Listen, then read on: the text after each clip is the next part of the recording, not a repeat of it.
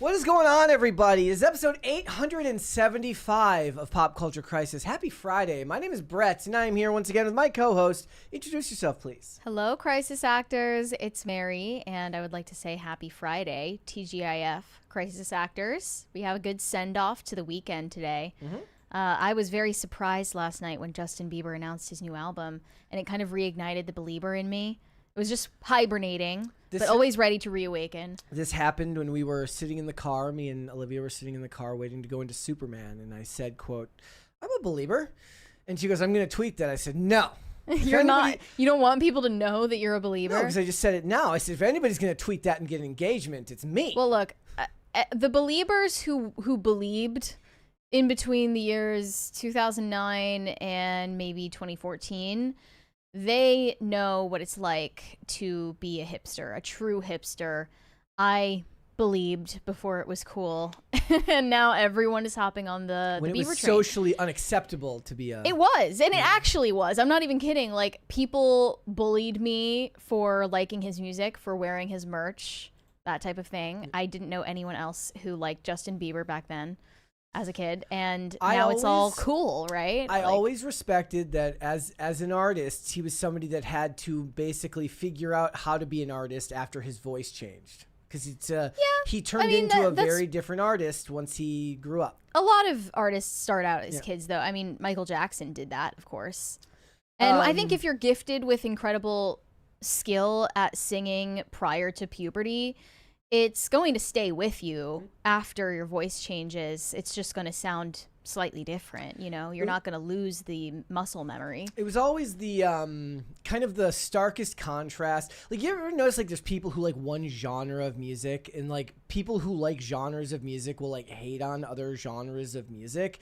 Well, at that time, it was like, if you're a dude, you're not supposed to like Justin Bieber, but plenty of male artists would want to work with him because he's going to make them a lot of money. Right. So you get to see the corporate side of Hollywood like, and the music industry as Usher, like Sean Kingston, Sean Kingston, Ludacris. Sean Kingston got convicted of like fraud this year. You know what? At this point, if you're like a rapper, musician of any kind, and you get convicted of something other than molesting kids, I'm like, go you. Like, I don't even care. Leave me out of this. Yeah. You know, if you get convicted of securities fraud or any number of financial crimes, if you're a rapper, musician, whatever, I'm like, you know what? Yeah. Like, more power to you. I don't even care. Okay. Like, at least we know that you're not a predator. Yeah. Of another sort. There you know? That's like, perfect. count your blessings. All right, guys, we got a bunch of stuff to get into today, but as always, hit the like button on this video, this live stream, and subscribe to the channel if you are new here and you have not subscribed yet here already. Please and thank you. Remember to share all this content out with everybody in your life that you both love and hate in equal measure. The more people that you share it with, the faster this channel can grow. Also, I would like to ask you, when you're done with this live stream today, not now, but when you're done, I'd like you to go on over and check out my Superman review. It is 20 minutes long. It is, there are spoilers, so kind of take that into account if you're planning to see it, or if you're not, you know, wait to perhaps watch it. But it was quite cathartic to make the video because I had a fantastic time at the cinemas last night, and I really enjoyed coming back and talking about it. Just but it's imagining already you in your seat at the movie theater, like, woo! Basically, woo! I mean, Olivia was wooing more than me because there were so many pets in the movie. She was wooing. She was oohing. She was very excited by the dog and the squirrel. Okay, the dog is ugly. The dog is one of the best parts of the movie, but it's all controversial. It doesn't matter. It's already, like, I looked at it right before we went live. It's like already one of our lowest rated videos because apparently you're not allowed to like anything these days. It's sitting at, it was already at like 88% when I checked. So go over there and check it out and give it a like, damn it. Yeah. Even if you disagree with Brett. You're not allowed to hate it. So he deserves some support here. So check it out, guys. And so what are we getting into today? Well, we are going to talk about Justin Bieber. He decided to drop a new album. You know, you weren't clocking that it was all an act and that he's been faking it like Mary's doing right now. It's not clocking to you. It's not clocking to you. But I think it might be clocking to you now. That he was marketing himself for a new That's exactly what he was doing when he was putting out the promos. That he's got a new album coming out, and perhaps his most recent mental breakdown is all just press for his upcoming album. So we're going to talk about that. We were also going to talk about this absolutely bonkers article that I saw circulating around X last night from Out Magazine, because with the release of Superman, the very movie that I was telling you to go watch the review of, they want you to know that he's not just an immigrant, he is also a gay icon. So we're going to talk about that along with some of the other responses. We're going to look at what Dean Cain said. We're going to look at the failed, canceled kibosh that was put on the Val Zod Black Superman movie that David Zaslav saw and was just like, nah, I want to make money. Granted, we'll have to wait and see if they actually start making money again. But yeah, they canceled that. We got a bunch of Superman news. Also, there is a woman on OnlyFans. I'm not sure if you've heard of the platform. You might have heard us mention it here once or twice.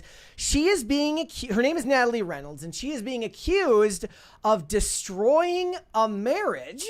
And I think that is, I would say that the guy who subscribed to her channel or page or whatever it is probably more responsible, but perhaps we'll take a blow-by-blow analysis of just where all the culpability lies in this. This is not by far Natalie Reynolds' first controversy. I think you might remember us talking about her ban from Kick, I believe, when she encouraged a homeless person to jump off of a dock who could not swim. And then the fire department showed up. She ended up being banned on TikTok just this past month and showed up to the headquarters crying outside of their doors, Laura Loomer style. So yeah, she's quite unhinged. I have my own take on this whole situation. I didn't even know she had an OnlyFans, but I'm not surprised. So we're going to talk about that. We got a bunch of other stuff. You ready to go? Yeah, let's go. Let's go for it. So we often discuss the changing media landscape and the fact that influencers are eclipsing traditional Hollywood celebrities in influence, especially over Gen Z, the younger generation, who's mostly using social media. They're not so much paying attention to mainstream media, news, TV shows, and movies as much as they're paying attention to Kick streamers or Twitch streamers like Kai Cenat, who is on TIME100's most influential creators of 2025 official list that they just published the other day. They've included several names on here that I would contest, including Tuah girl Haley Welch. That feels She's very on here. 2024. Like, wasn't the rug pull like at the start of 2025 and then she disappeared? Yeah, this feels late in the game to put a spotlight on Tuah, but we'll go through the list. They discussed how they chose this. Am I missing something? Why is it Kai Cenat demands your attention? I think that he was like #1 of them all. Like, they gave him a special feature that other creators didn't get. They put a special focus on him. Because I was looking at that name and then I was looking at all the other names, which were all normal. And I was like, what the hell is going on? No, he's just like, he won. He's like at the top of the pile. Over the past decade, we've seen a significant shift in how people view institutions and established gatekeepers. The media industry has been no exception. And while our business has been challenged, they're talking about mainstream media like Time magazine, others have seen increased attention and relevance. Led by changes in consumer behavior that accelerated during the pandemic, digital creators, the entrepreneurs who built businesses through significant online followings, have emerged to shape our culture. They're changing what we watch, how we spend our time, what we buy, and how we vote. They say, just ask any 16-year-old what was the last time they watched something on television, and while they scratch their head, throw in a question about Kai Cenat. Like many creators, the 23-year-old streamer with 18 million followers on Twitch has powerful relationships with millions of people, especially young people. It's the nature of the digital world that many others can spend much of their day online without hearing of him. So he was at the top of this list. We also see Alex Earl, Sean Evans, who runs Hot Ones. There are some that I have not heard of. I remember KB Lame because we just talked about it recently because he's self-deported. He's self-deported. Livy Dunn is another. If you don't know who KB Lame is, he's the guy who would go like this. Yeah. Do something really easy. Points at something. Yes, that was his thing. He was a genius. And then Mr. Beast, of course. I don't know who Devin Rodriguez is. I have not seen him. No. Joe Rogan is on here. Charlie D'Amelio, which I find surprising given that she was mostly relevant on TikTok prior to 2023. Doesn't Rhett and Link feel very 2000 and not this They year? should not be on this list. Like Rhett and Link feels very like 5 to 10 years ago. Like if they were making a influencers of the decade list, I would assume they could get a spot, but I don't think they're relevant in 2025. I like Marquez Brownlee because like I just apparently he's very anti-Elon now, and like on his X there's like he gets into more of the politics stuff. But you know, when it comes for clean-cut reviews of tech, that's something you can put on the background and watch, and it's inoffensive. It's no surprise that Alex Cooper is on here for Call Her Daddy, which is still the most popular podcast with women these days. Amelia de Boldenberg, who runs Chicken Shop Date podcast, that has plenty of mainstream celebrities on it. So it seems like almost the influencers have more power over which celebrities are relevant than the other way around. And then a lot of these I have not seen before. Cole Walliser's the guy who does the panning video shots at red carpets with the super slow motion. You know what I'm talking about? Yeah. I've seen a lot of these people do that. Brittany Broski is another TikToker that I mostly saw in pandemic era TikTok. I'm saying he's the guy who makes them. Right. Yeah. I've seen a lot of these people actually in his videos. Yeah, exactly. Theo Vaughn was listed here under the leaders. I don't know what differentiates all the different subcategories. Hassan Piker is on here. CJ Pearson, who ran the TikTok party during the inauguration. That's pretty impressive that CJ ended up on. It's like friend of the show. No, yeah, that's cool. That's cool that he was included. And I can tell they're trying their best not to make it politically biased. They're just saying like these people are relevant. We're not making a value judgment on whether they should be. Maybe somebody at Time got graphed from Logan. Did the Pauls end up on here? I didn't see them, no. Okay, I think they should be. That's insane. Like you can't have Haley Welch, you can't have Hawk Tuah chick end up on there who works for them, right? And not have them. They have Drew Afwalo on here, who is just absolutely insufferable, makes mostly content about how she hates men, even though she has a boyfriend. I Show Speed is on here. Quenlin Blackwell, who I didn't expect. I don't think she's that relevant, and I really don't like her either. Ballerina Farm. What don't you like about her? I just don't like her content. It feels, even though she's younger, she's not a millennial, it feels very catered to millennials. Ballerina Farm, I definitely think she deserves a spot on this list because of the impact that she's had, both positive and negative. What section is she under? She's listed under phenoms. Oh, phenoms. I guess that means people who have blown up very quickly. Alex Consani is Keith Lee is the food reviewer guy. Which one? Keith Lee is the food reviewer guy. Yeah, we've talked about him, I think, once or twice. Oh, Alona Marr is on there, the rugby player, right? Yes, yeah. Okay, that's pretty interesting. And then as for the last section, the catalysts, I have not heard of any of them except this drag queen who goes by Patagonia and actually did a brand deal with Patagonia last year, I think. But the rest of them are strangers to me. There's no names here that I recognize. Remember Patagonia, right? We talked about Patagonia and something related to some topic we did recently. Okay, here's my main annoyance. It's like, oh, Jordan the Stallion. Okay. A lot of these people I haven't heard of. Some of them I have. I think Ballerina Farm, if we're going by objective metrics and judging it objectively, is the most deserving of a mention here. And to be honest, Haley Welch is the least deserving of a mention on this list. But they did a little feature on her. They say it only took 2 words to change Haley Welch's life forever. In June 2024, during a street interview, the Tennessee native uttered the onomatopoeic phrase "Hawk Tuah" to answer a question about a sex act. June 2024. So she really did speed run, like celebrity. Yeah, from social media, viral to influencer. She got all these deals to the scam and the downfall. Yeah. And now it seems like most people have turned against her. Well, not Pookie. But she says not the same Pookie as we discussed the other day. Not Power of Pookie, but her Pookie. Pookie is apparently a non-gendered, is not a gendered term. Right. They say her life has not been all sunshine and rainbows over the last year. She's capitalized on her momentum, but with not without some controversy. She launched Talk Tuah on Jake Paul's company, which climbed the podcast charts, and then 3 months later found herself at the center of a cryptocurrency scandal. Reflecting on the experience, she says, "You really gotta watch who you trust with your name."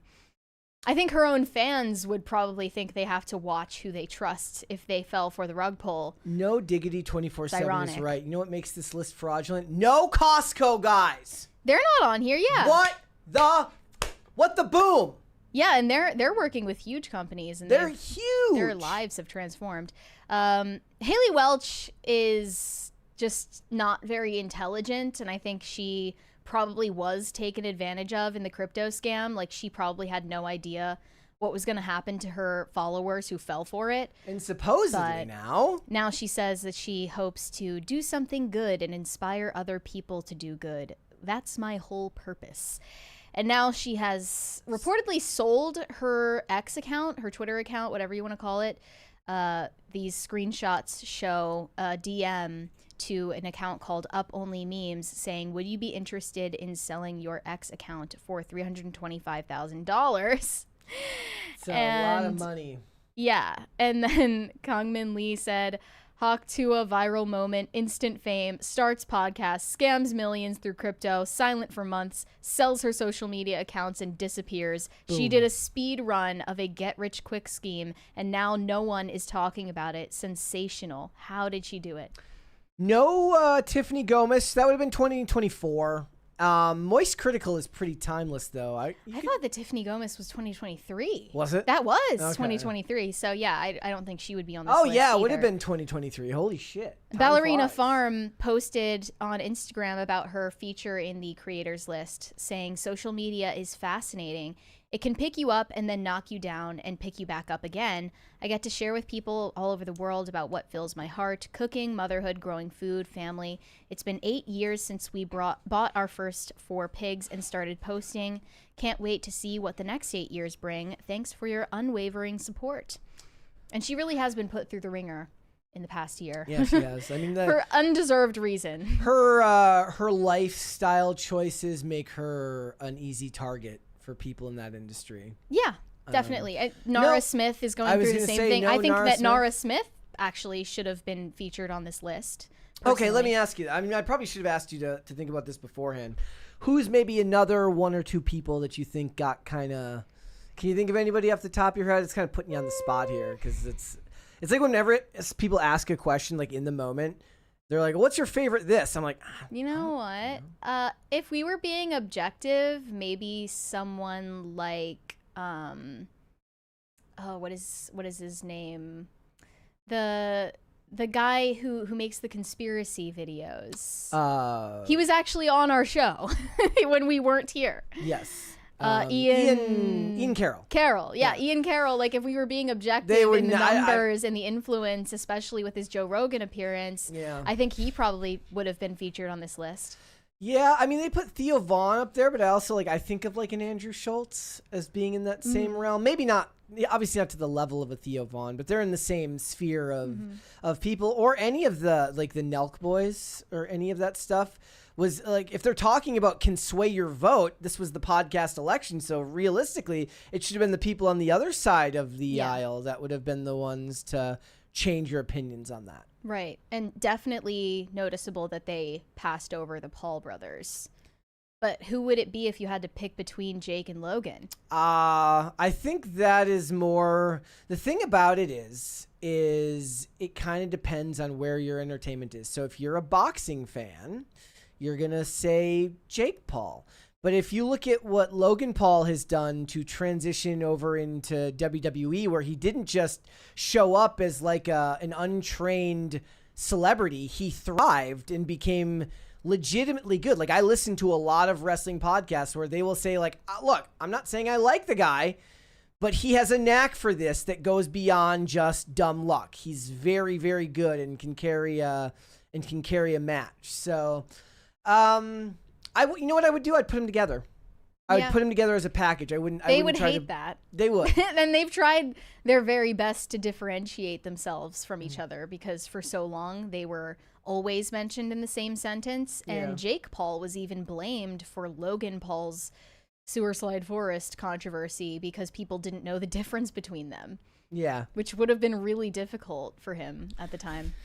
All right, let's move on then. All right. So in order to cover this story, I think we need to rewind a couple years and give some context. So last year we talked about this shifting trend that became extremely popular with Gen Z on TikTok, especially in the middle of the pandemic era when everyone was downloading the app and it exploded in popularity. And I was exposed to this as well as the witch talk trends and so-called community. Basically, shifting became a trend where a lot of these TikTokers believed they could shift themselves into alternate realities. And they didn't just believe that this was lucid dreaming or hallucination or telling yourself a story. They really convinced themselves and their followers that it was possible to transcend our current dimension, our reality, and create one that they wanted to live in more. And it even got dangerous. They were talking about trends like perma shifting, which in some minds necessitates dying in the current reality to get into your desired reality, which encouraged people to end their lives. So we were basically saying, like, this is TikTok induced psychosis. If you did that in the real world, they'd call you a cult leader and they would ask you where you keep the Kool-Aid. And now I've come across something similar, but not quite as severe, on X, because my algorithm is totally effed. Yes, it's called interactive threads. And Gen Z is mostly interacting with these posts. They're kind of like the new age version of BuzzFeed quizzes, where you get to pick your desired reality based on polls, and they give you a bunch of inspirational images to immerse yourself in your desired fantasy life. So a few examples that I've pulled up here include spend a day as a Nepo baby, an interactive thread. And you go through this thread, you pick out which bedroom you wake up in, which outfit you're going to wear as a Nepo baby, which breakfast are you going to eat as a Nepo baby. You know, where are you going to be shopping? Are you going to be doing Pilates during the day? Then, you know, where do you meet up for lunch with your friends? Here's your breakfast options. And your perfect luxury jobless lifestyle.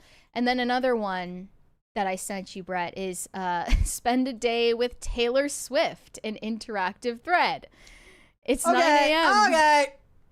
This does not happen on a normal day for Taylor Swift. No. Quit lying. Why are you always lying? If you actually did spend a day with Taylor Swift, it would be incredibly stressful. Yeah. But, you know, you pick out your outfit, and then you pick out her outfit and which activities you'll be doing with Taylor Swift. Are you going to go shopping at a record store?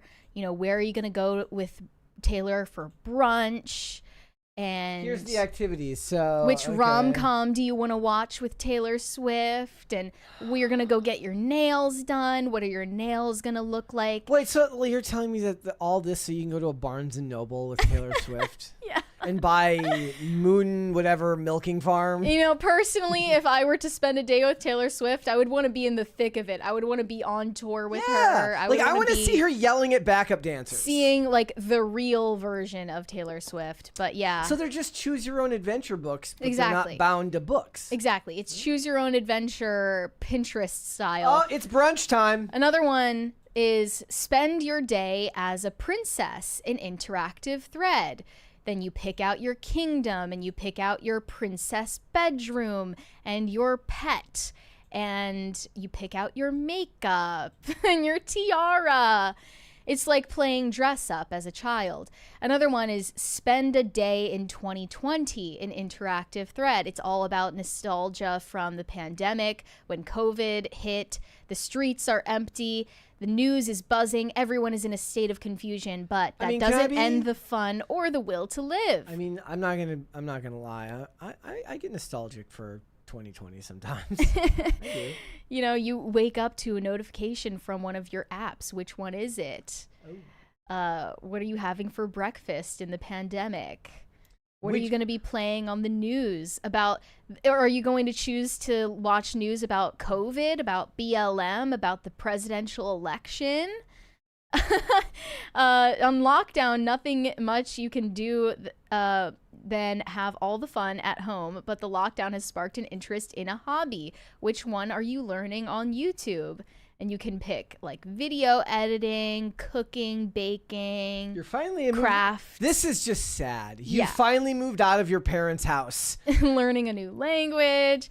Which K-pop group are you fangirling over? Which TikToker are you obsessed with? I'm sorry. I know that when you move out of your house and you've packed all your boxes into your car, that there's no like normal cars. Like I don't see any Toyota Corollas here. They let you pick a TV show to watch, from Tiger King, The Queen's Gambit, The Mandalorian, The Last Dance. Yeah, you go outside for some shopping and pick your 2020 outfit. And don't forget your mask. You can pick out which style of COVID mask you would like to wear for the day. And, you know, pick out what you're shopping for. Are you getting groceries, cleaning supplies? You need to Lysol your groceries. Are there any of like the little signs that were on the floor that said 6 feet apart? Yeah, exactly. Like I'm sorry, there's nothing about the pandemic that I miss personally. Somebody says, don't start romanticizing 2020. It was a very hard time for a lot of people. I don't care.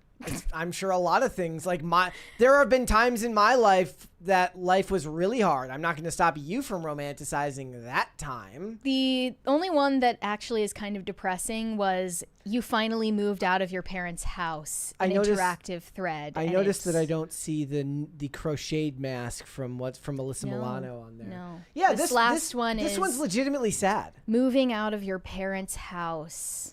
You got your own place. Today, you officially become an adult. It's bittersweet since you're going to be moving away from your loving parents, but it's life. And you pick out the car that you want to drive. Not a single normal car, as I said. No, all of them are luxury apartment that you're going to stay in. This might be a very good indicator of what's wrong with Gen Z, is that they think that this is the car you move out of your parents' house in. Mm-hmm. This makes sense if we're talking about spending a day in the life of a Nepo baby. You step outside of your car, take a deep breath. You went inside your apartment and gestured the men to place boxes inside. What does the inside of your apartment look like? You take a picture of your hand holding the apartment keys to share with your parents and friends. Which keys do you like? And then, you know, you design your kitchen and your pantry and your living room.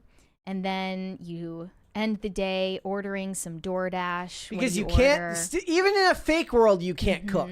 Mm-hmm.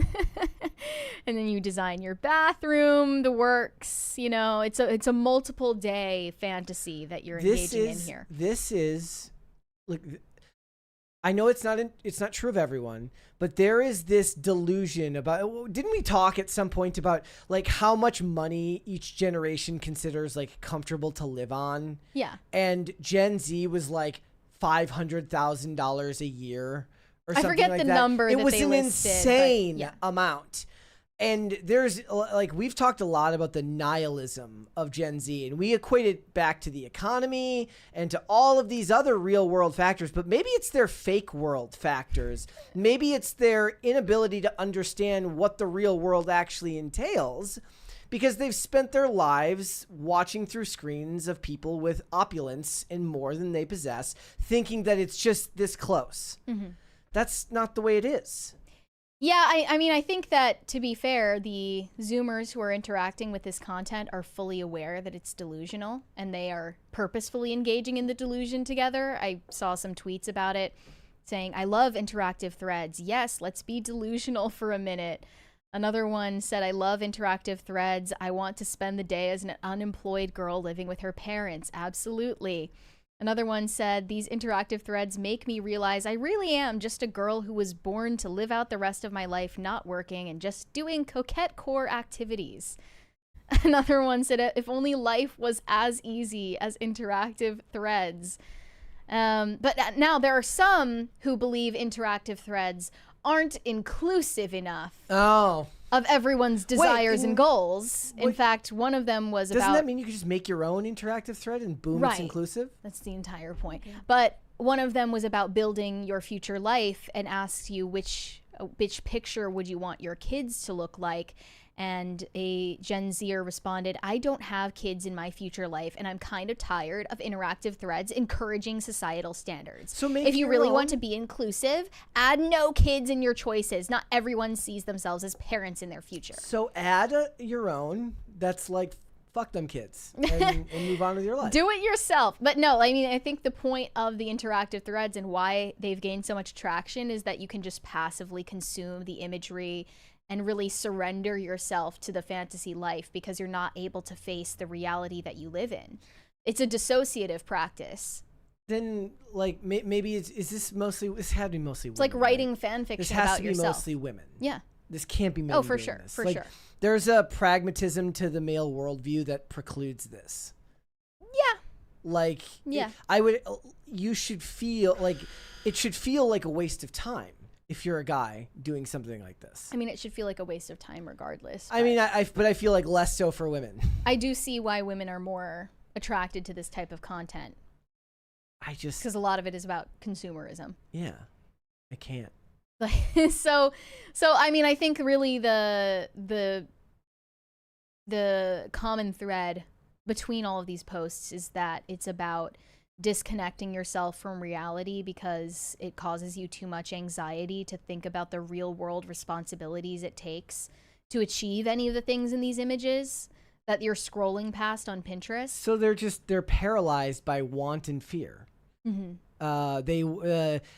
It would be better to create Pinterest boards with utterly attainable goals.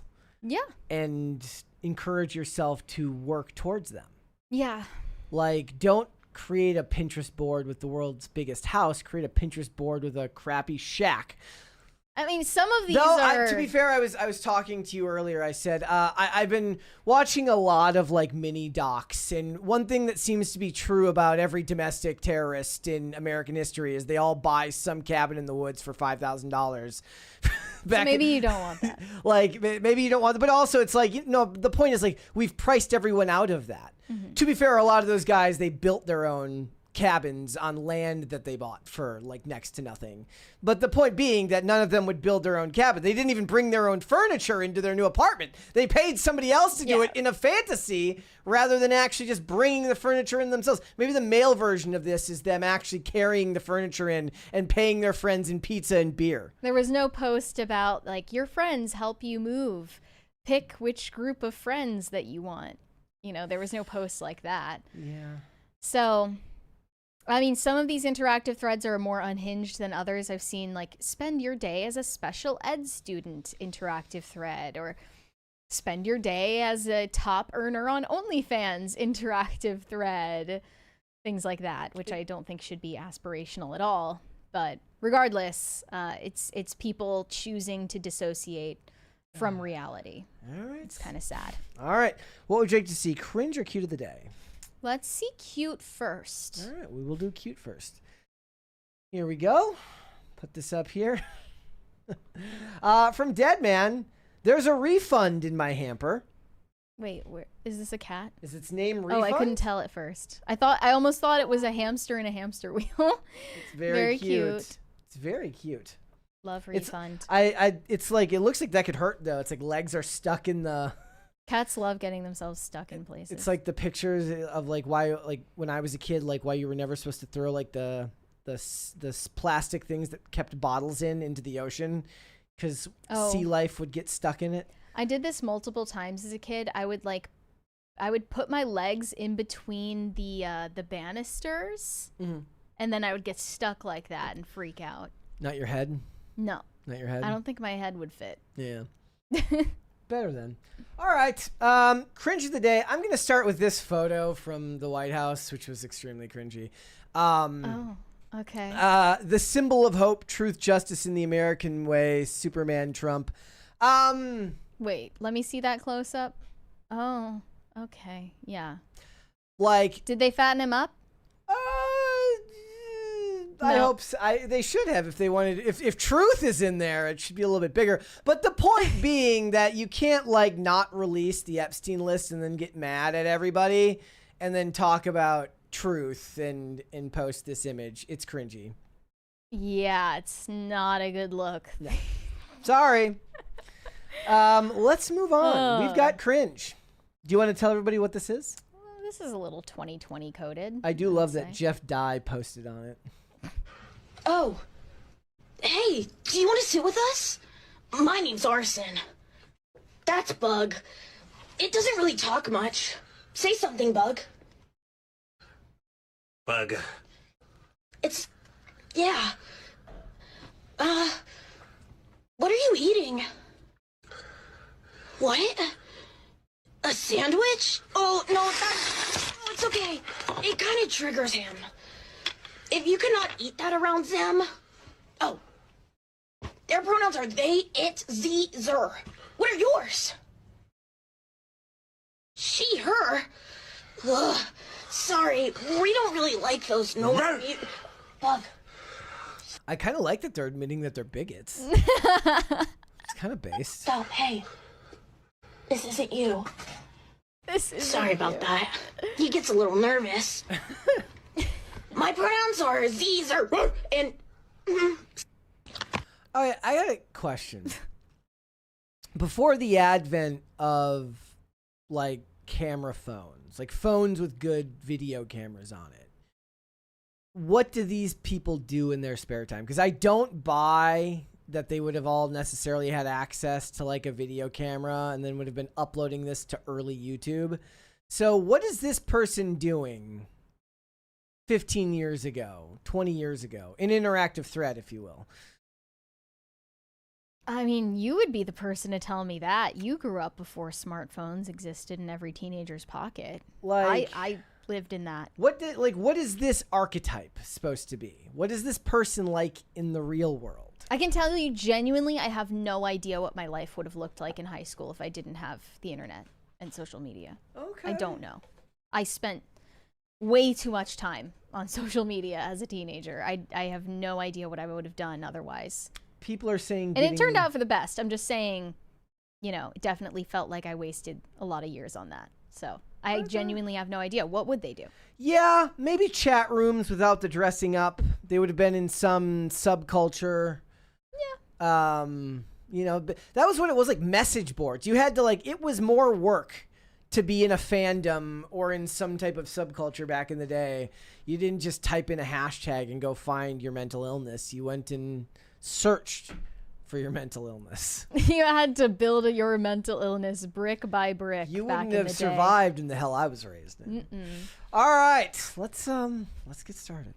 The Belieber in me has been reawakened because Justin Bieber just dropped a surprise album at midnight last night called Swag. And it's kind of an outdated title for an album in 2025, but I don't care. From what I've listened to so far, it actually isn't half as bad as I thought it would be because no one saw this coming. He's only been recording in Iceland for a matter of a couple months at most, and the headlines about Justin for the past year, at the very least, have pretty much just been about his confrontations with paparazzi, rumors of troubles in his marriage and his family life, and mental health concerns. And now it seems that Justin Bieber might have been hoodwinking all of us all along and using all the bad press to generate conversation around his next music. And this is the first album he's released since 2021. He was just reportedly in the middle of financial struggles from debt he was in over the canceled Justice tour. Yep, that didn't help him. Yeah, with him and Scooter Braun. And unexpectedly, he just dropped this with relatively no promotion. They say Swag is meant to set the stage for a proper pop album coming later in the year or in early 2026. And the track list is as follows: All I Can Take, Daisies, Yukon, Go Baby, Things You Do, Butterflies, Way It Is, First Place, Soulful, Walking Away, Glory Voice, Devotion, Dad's Love, Therapy Session, Sweet Spot, 405, Swag, Zuma House, Too Long, and Forgiveness. It's like 405, a more advanced version of a 304. It's the highway. Yeah. They also did not include the track titled Standing on Business featuring Drewski on this track list, so I'm not sure whatever happened to that one.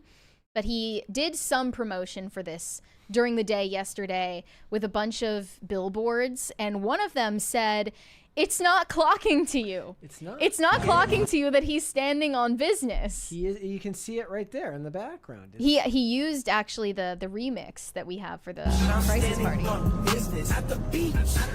He loves it. In my mind, he watches our show. One of the comments said, "It's not businessing that he's standing on clocks to you. It's not clocking to them that you're still the biggest superstar in the world." And yeah, he's basically a mastermind of social media. It seems like everyone's all over this. And Hailey Bieber chimed in on one of his billboards saying, "Is it finally clocking to you effing losers?"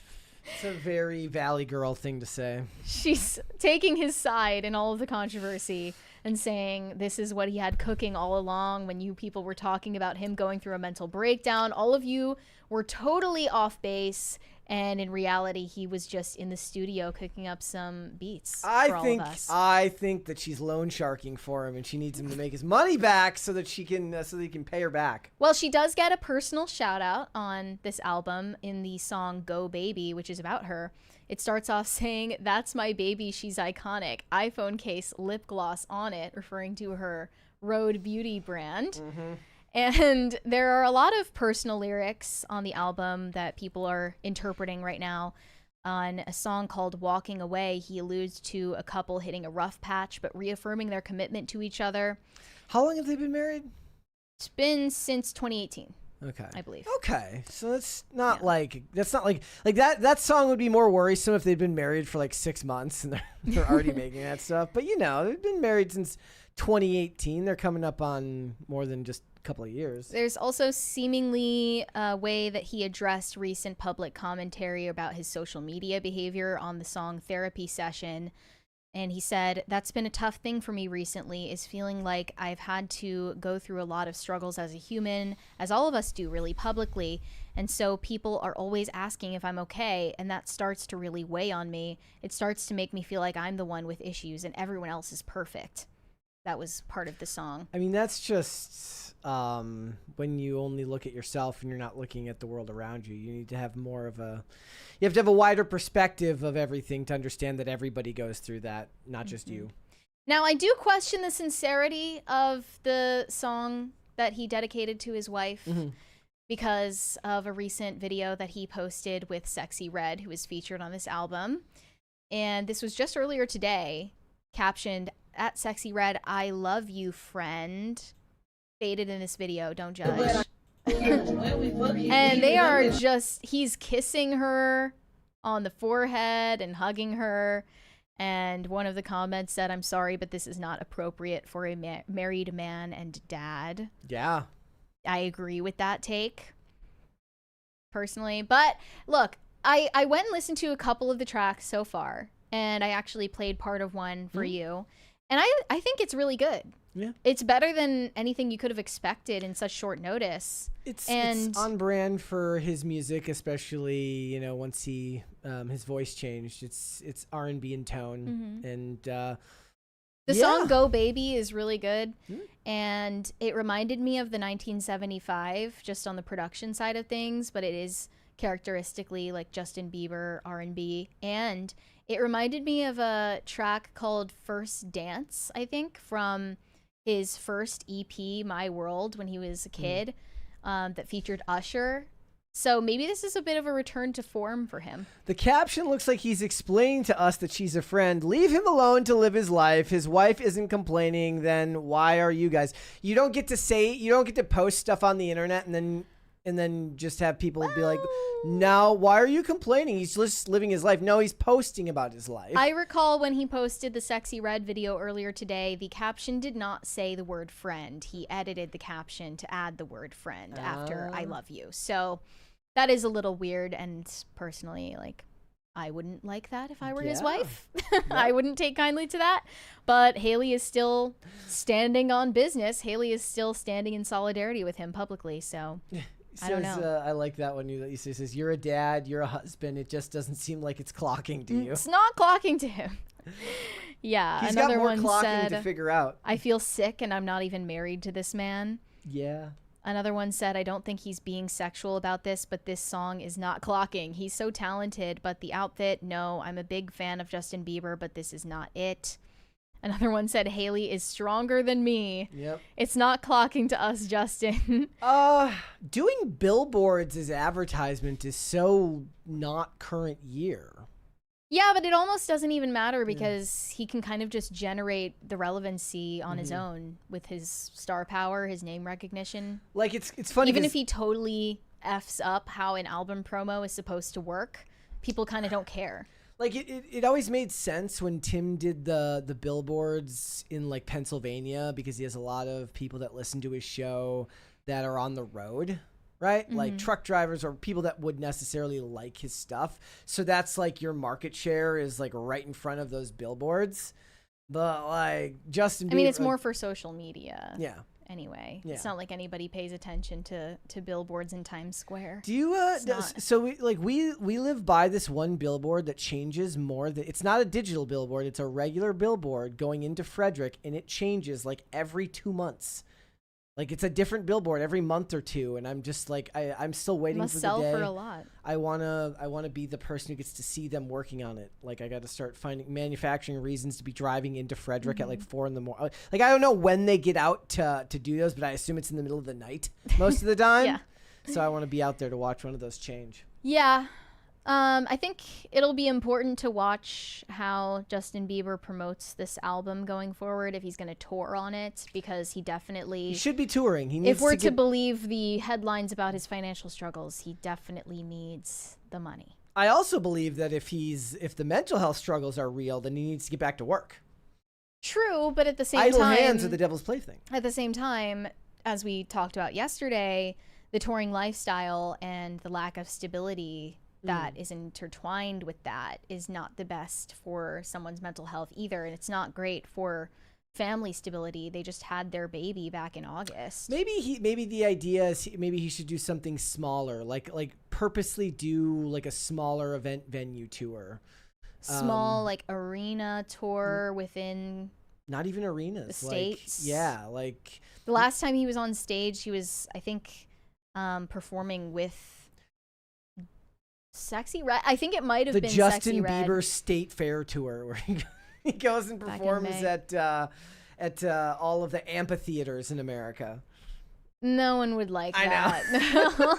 I'm just trying to keep him sober and in his marriage. That's what I'm trying to do. I'm not trying to make him money right now. He's definitely laying it on thick with praising his wife on social media Like lately. he has I'll get the next one energy. Hugging from behind, Yeah. telling his wife, like, I'll get the next one. Don't worry, babe. Thank you. Yeah. Appreciate you. Zach in the chat says Justin Bieber / All That Remains tour coming up. That would be awesome. That would be incredible. That would be incredible. Yeah. I would go I to would love that. to see that. All I right. also want to see the 1975 collab with Justin Bieber with his new sound. All right. Let's check out some super chats. We're like halfway to a crisis party, guys. Let's go. Shane H. Wilder said, Happy Friday, Brett and Mary. Brett, it's good to hear that both you and Tim enjoyed Superman. Mary, there is a special place in hell for grandma showers. I did see your tweet about grandma showers. That is if there's anything that's a sign of like cultural decline in America, it's grandma showers. If I'm to understand what you said, it's like celebrating a woman becoming a grandma. Yeah, so I should explain a grandma shower. This is something I just learned about yesterday. It's like a baby shower, but it's for the grandma only. So her daughter or daughter-in-law gets pregnant, and instead of throwing a baby shower for the woman who is becoming a mom, they're going to throw grandma a grandma shower with gifts and everything and celebrate her on that day. Yeah, isn't your job as a grandma to start doting on and spoiling your grandchild? I mean, your job as a grandma is actually to be throwing the baby shower for the mom. Yeah. But these boomers are out of control. It really is. There's the meme that's like, I will make the world a better place for my children. I will make the world a better place for my children. You're all spoiled brats. Right. Yeah. Sounds like boomers are actually projecting, and they might be the spoiled brats if they're expecting everyone to throw them a grandma shower or whatever. You know, it's Guys, complain about your in-laws in the chat. I want to hear all of the tea, please. Shane H. Wilder said, to quote Journey, "Don't stop believin'." LOL. There you I go. will never stop believin'. He's in trouble right now, but I believe.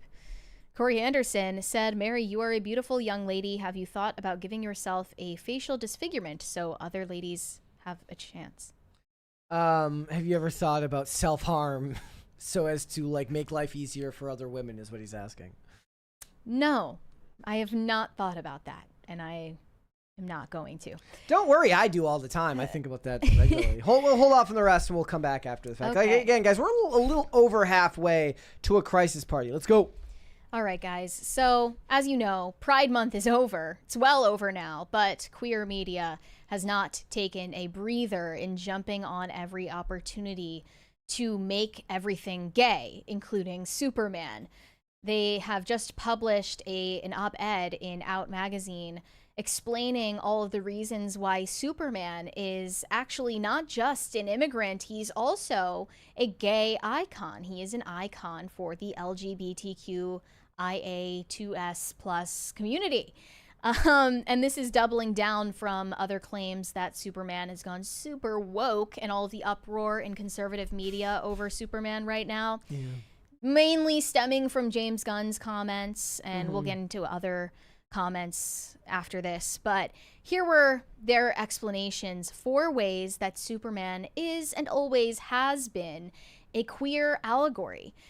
It's kind of a bold claim because the people who created Superman and have written every comic and movie about Superman definitely did not intend it to be a queer allegory a la X-Men. I mean, but even that is... even that explanation is flimsy. No, that has been contested plenty Yes. of times anyways, with the description that mutants being created was just very easy because it didn't require backstory. But go on. So, first off, Superman has a secret identity and a double life. You could make that claim about conservatives today who feel like they can't share their lives with people who might not like the fact that they have beliefs that they don't agree with. So I'm it's not a even conservative. I'm not even a allegory. conservative in that stuff happens to me. So, you know, you're again, what the problem, the hubris of these arguments is that most of it could apply to just about anyone.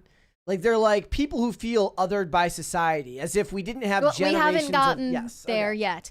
Gay people know intimately what it's like to keep a secret from everyone around you. Many also often understand what it's like to feel you live a double life. The concept of a secret identity is a clear allegory for being in the closet and for the idea of passing for trans people. Many queer people feel they have to pass as straight or as cis while in public to protect their true identity and protect their safety. And they talk about his identity as an outsider as well. They mention James Gunn's comments about Superman being an immigrant. Superman is not like most people, not like most men. He knows he is different and has to navigate the world and all his relationships, knowing that most people will not be able to relate to significant parts of his life. These same things can often be said for queer people, who are often found in community with each other precisely because they are different. Most of the population is not queer, and many people even find understanding queerness to be difficult. If queer people are outsiders, at least superheroes are too. They mention quote from Jace Peoples about Man of Steel. More than any Superman film before, Man of Steel presents Clark Kent as an outsider struggling to find his place in a society where he does not see himself reflected. It's a predicament not unfamiliar to many in the LGBT community, especially those who grew up in an era before gay characters were commonplace in media, when others like us could be discovered faster than a speeding bullet through the internet. And this is the most far-fetched argument of them all. Superman's hyper-masculinity. Superman's name declares him as the ultimate man. He's handsome, strong, and has a body like the men you'd find in a Tom of Finland drawing. While straight men admire Superman's masculinity, gay men find it both aspirational and hot. Okay, so here's the thing. First of all, straight men also find him aspirational. And hot.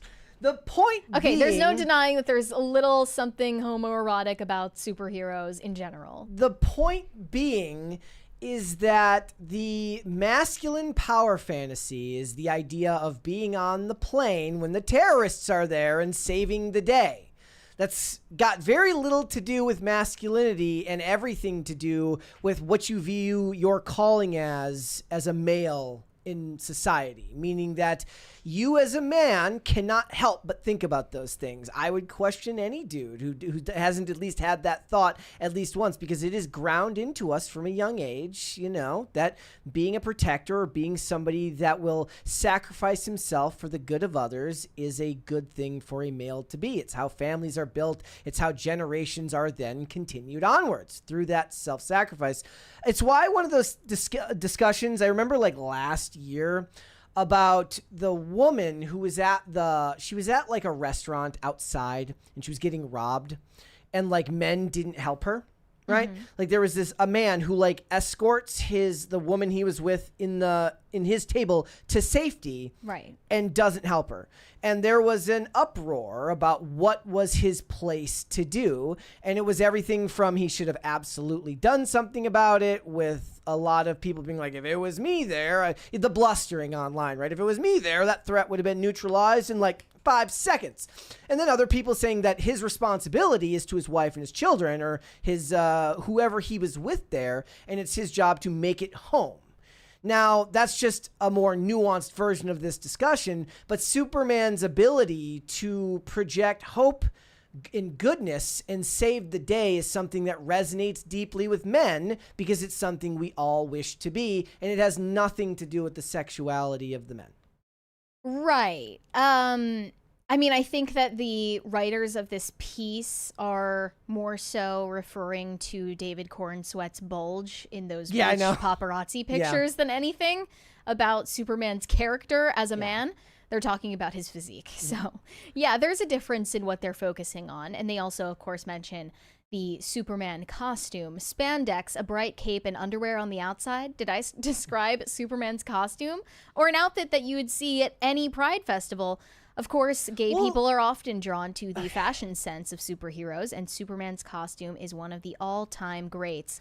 No matter how much conservatives complain, Superman's story is an immigrant story, and it's also a queer story. Queer people have always seen themselves in superheroes and will continue to do so. If conservatives want heroes that don't represent the queer community, they need to look elsewhere. You're wrong. They're wrong. You're We wrong. know that. First of all, here's the thing. It doesn't make it a queer story. It makes it a story that you, as a queer person, as a gay person, as a bisexual person, can find relevance in. That doesn't make it your story. Also because it's you're a It's person? poorly researched, because you didn't even try to use the gotcha moment of Jonathan Kent, his son, who's bisexual now in the comics. So you could have used that as some type of comparison about his acceptance for representation and his acceptance of his own family. Most people don't accept that as. But I'm saying Superman they would have said, like, take that, you incels. Well, they And did it's when that came out. Yes. But I'm saying they didn't do that We in have this a article. 20 from Jet Morbid. Hi, first, there needs to be a divide in the millennial generation pre and post 1990. Second, the Instagram model look is just the normal now, so mid or lower attraction. Men nowadays just want Britney Spears' drive me crazy body. So they're looking for like Britney Spears, like right when she got famous. Was that when that song came out, or was that after? I that? don't remember the year that came out, but don't know how to interpret the second half of that because it's not written very well. And as for the divide in the millennial generation, how about we just stop dividing generations altogether? I don't think we need any more divisions of when people were born. The secret identity and double life argument is canceled out by the fashion argument about pride, because either you have a secret identity or a double life, or you go to large scale festivals that are corporate backed supporting your identity. And the being a different and being an outsider one is disqualified, because it's literally something that anybody who went through puberty and dealt with the general idea of teenage angst can get. It's got nothing to do with sexuality and everything to do with the ability for you as a person to be introspective towards your own suffering, your own experiences in life, and looking at how it is being represented in a story on a more fantastical level, i.e. Superman. I was educating you on ballroom culture yesterday. Yes, I have no idea what that was. And it is referring to men who are who were living in, pre-modern society when they had to hide that they were attracted to other men, that they enjoyed cross-dressing, etc. And they say that this originates in the mid-19th century onward, that these men would meet up with each other in the dead of night in what is now called ballrooms to compete with each other in, fashion and dancing and serving face. And it's funny because they're talking about an era in which being gay was criminalized, and now they're still talking about it as if they live in that era because they enjoy the idea that they are downtrodden and ostracized for their identities, when in fact the obvious truth is the opposite is happening. As you just said, their pride is, now taken up as a cause by every major corporation and promoted to everyone in society. And only now, in very recent times, has that waned slightly. I started watching a show last night called Ballard. I had very high hopes for it, starring Maggie Q. Maggie Q is fantastic. Nikita, all sorts of stuff. Designated Survivor, if you like the early seasons of Designated Survivor. And apparently it's a spin-off of Bosch Legacy, which I did not see. I watched the first 3 or 4 seasons of Bosch. I really, really liked them. And in this show, every male character is just awful. They're just awful, except for John Carroll Lynch's character, who is kind of great. They kind of dunk on him a bit because he's a bigger dude, and they kind of make fun of his weight a little bit. But he was at least a reasonable character, at least as far as I made it. He was the only gay male. All of the straight men were just awful people. And that's the way representation goes a lot of times in media for the straight men that you're claiming are the dominant narrative in society. Is you get shows where just the entirety of patriarchy, meaning straight men, are evil or are portrayed as evil. We don't live in the lopsided society that you still delusionally believe it to be in, at least as far as it's portrayed online. Well, I have to cut some slack to the journalists that are claiming Superman as a gay icon, because they did use fodder given to them by James Gunn calling Superman an immigrant, and they were also capitalizing on the fact that conservative media is focusing on the potential wokeness in this movie, which Brett denies was a prevalent theme in the movie. I don't know, though, because I haven't watched it myself. And the Wall Street Journal has just released an interview with David Zaslav called "Saving a Studio. This looks like a job for Superman. The Man of Steel is back in the new $225 million reboot. It's the last best hope for DC Comics to match the success of the Marvel Industrial Complex." And even that's a complex that's waning these days. It's not like Marvel's lighting up the big screen. Yeah, if anything, that gives them a bigger opportunity to eclipse the Marvel Industrial Complex if they can do better than them. And in this report, they detail the production hell that eventually ended for Black Superman. Yeah. That was Ta-Nehisi Coates' Black Superman movie, which was hinted at, I believe, in 2022. And they detailed that David Zaslav actually dismissed the script as too woke after Ta-Nehisi Coates wrote it. And this was supposed to be set in the civil rights era. However, there's still an opportunity for James Gunn possibly to make the movie in the future, and hopefully he knows better than that. I don't know, though, based on his comments about Superman being an immigrant, if he is wise enough to avoid such pitfalls. And now Dean Cain has spoken out in an interview with TMZ to talk about the ways that these original characters in multiple franchises are being commandeered for social causes like this, including Superman. And he addressed James Gunn's comments in this interview. Let's take a look. Here we go. Well, what cracks me up is that people don't like Superman. He was traditionally called the Big Blue Boy Scout, and Superman's inherent weakness is his goodness. I mean, sorry, but those are great values in my opinion. You know, and I root for that. To see people picking on Superman and Jesse Waters making a funny comment about the Cave saying MS-13, he wasn't talking about the character, in my opinion. I think he was talking about. I know Jesse well, and I love him. I think he's great and funny, but he makes great political points with some snark, and it's great. And I think it's wonderful. And the point I think he was making about the MS-13 thing on his cape was, how woke is Hollywood going to make this character? How much is Disney going to change their Snow White? Why are they going to change these characters that exist, for the times? For Superman, it was truth, justice, and the American way. Well, they dropped that. In fact, they let it go. They let that trademark on that go. So Yeah, because they didn't want to pay the royalties on it. it's out there, and they came up with truth, justice, and a better tomorrow. Changing beloved characters, I don't think is a great idea. To be fair to the claim that Dean Cain is making, yes, they let the trademark expire and chose a different phrasing, probably because there were benefits to not paying for it again, but also because it probably presented an opportunity to redefine the message. So I believe that he's coming from a place of genuine, he's genuinely saying that they were ideologically motivated not to renew their ownership over the phrase. I'm sure they were. And in the movie, I never expected a movie that was getting pushed out to the whole world, which is what these movies are. They're global blockbusters. This was never going to be about truth, justice, in the American way.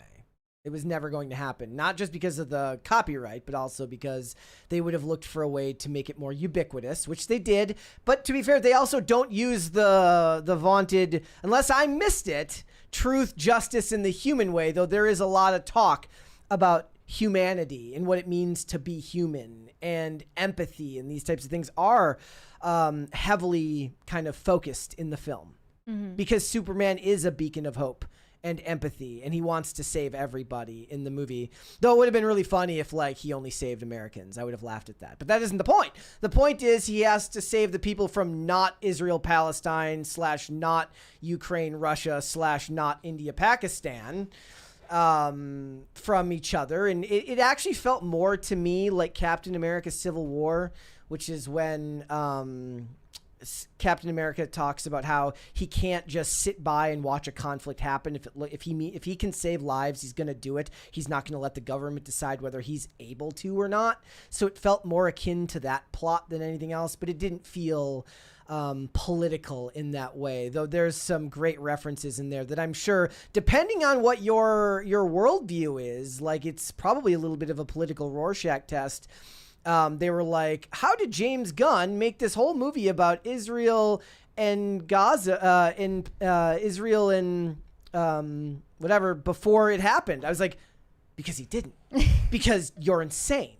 And like, that's the thing. Like, if you can look at this and you can put 5 different conflicts in there, Israel, Palestine, Ukraine, Russia, that means that it's going to be imprinted on whatever your brain is thinking about. You're going to put it in there, right?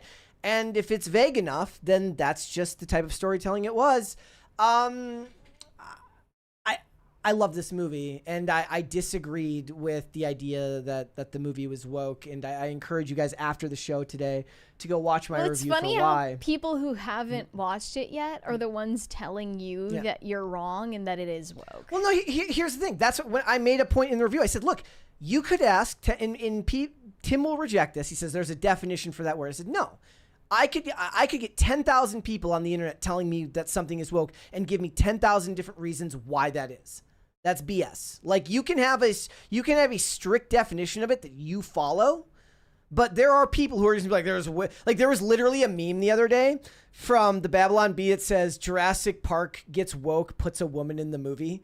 The point is like, people have ridiculous ideas about what constitutes that idea. I would actually categorize that show I was just talking about, Ballard. I would categorize the hyper focus on like evil patriarchal storytelling that seems out of date for the time in 2025.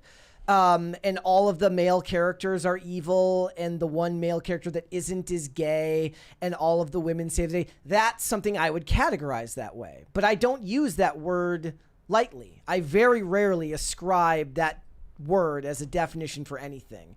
Now, even the Val Zod story, it's going to fail. If Ta-Nehisi Coates makes it, it's going to fail because it's going to be hypercharged and partisan. It's not going to be like the Calvin Ellis, Val Zod stories in the comics, which even then, most people, they're just not interested. They know Superman is Clark Kent. They know, and I'm not talking about the Earth 2 one that they were going to do it as Clark Kent but black. They weren't going to do Calvin Ellis. They weren't going to do Val Zod. They were going to do Calvin Ellis, or they were going to do Kal-El as a black character. And then Michael B. Jordan was making his own version that was about Val Zod, Calvin Ellis. And that was something entirely separate, which was, I think, going to go to like Max/HBO Max/Max, now HBO Max again. We're on like the 4th name change.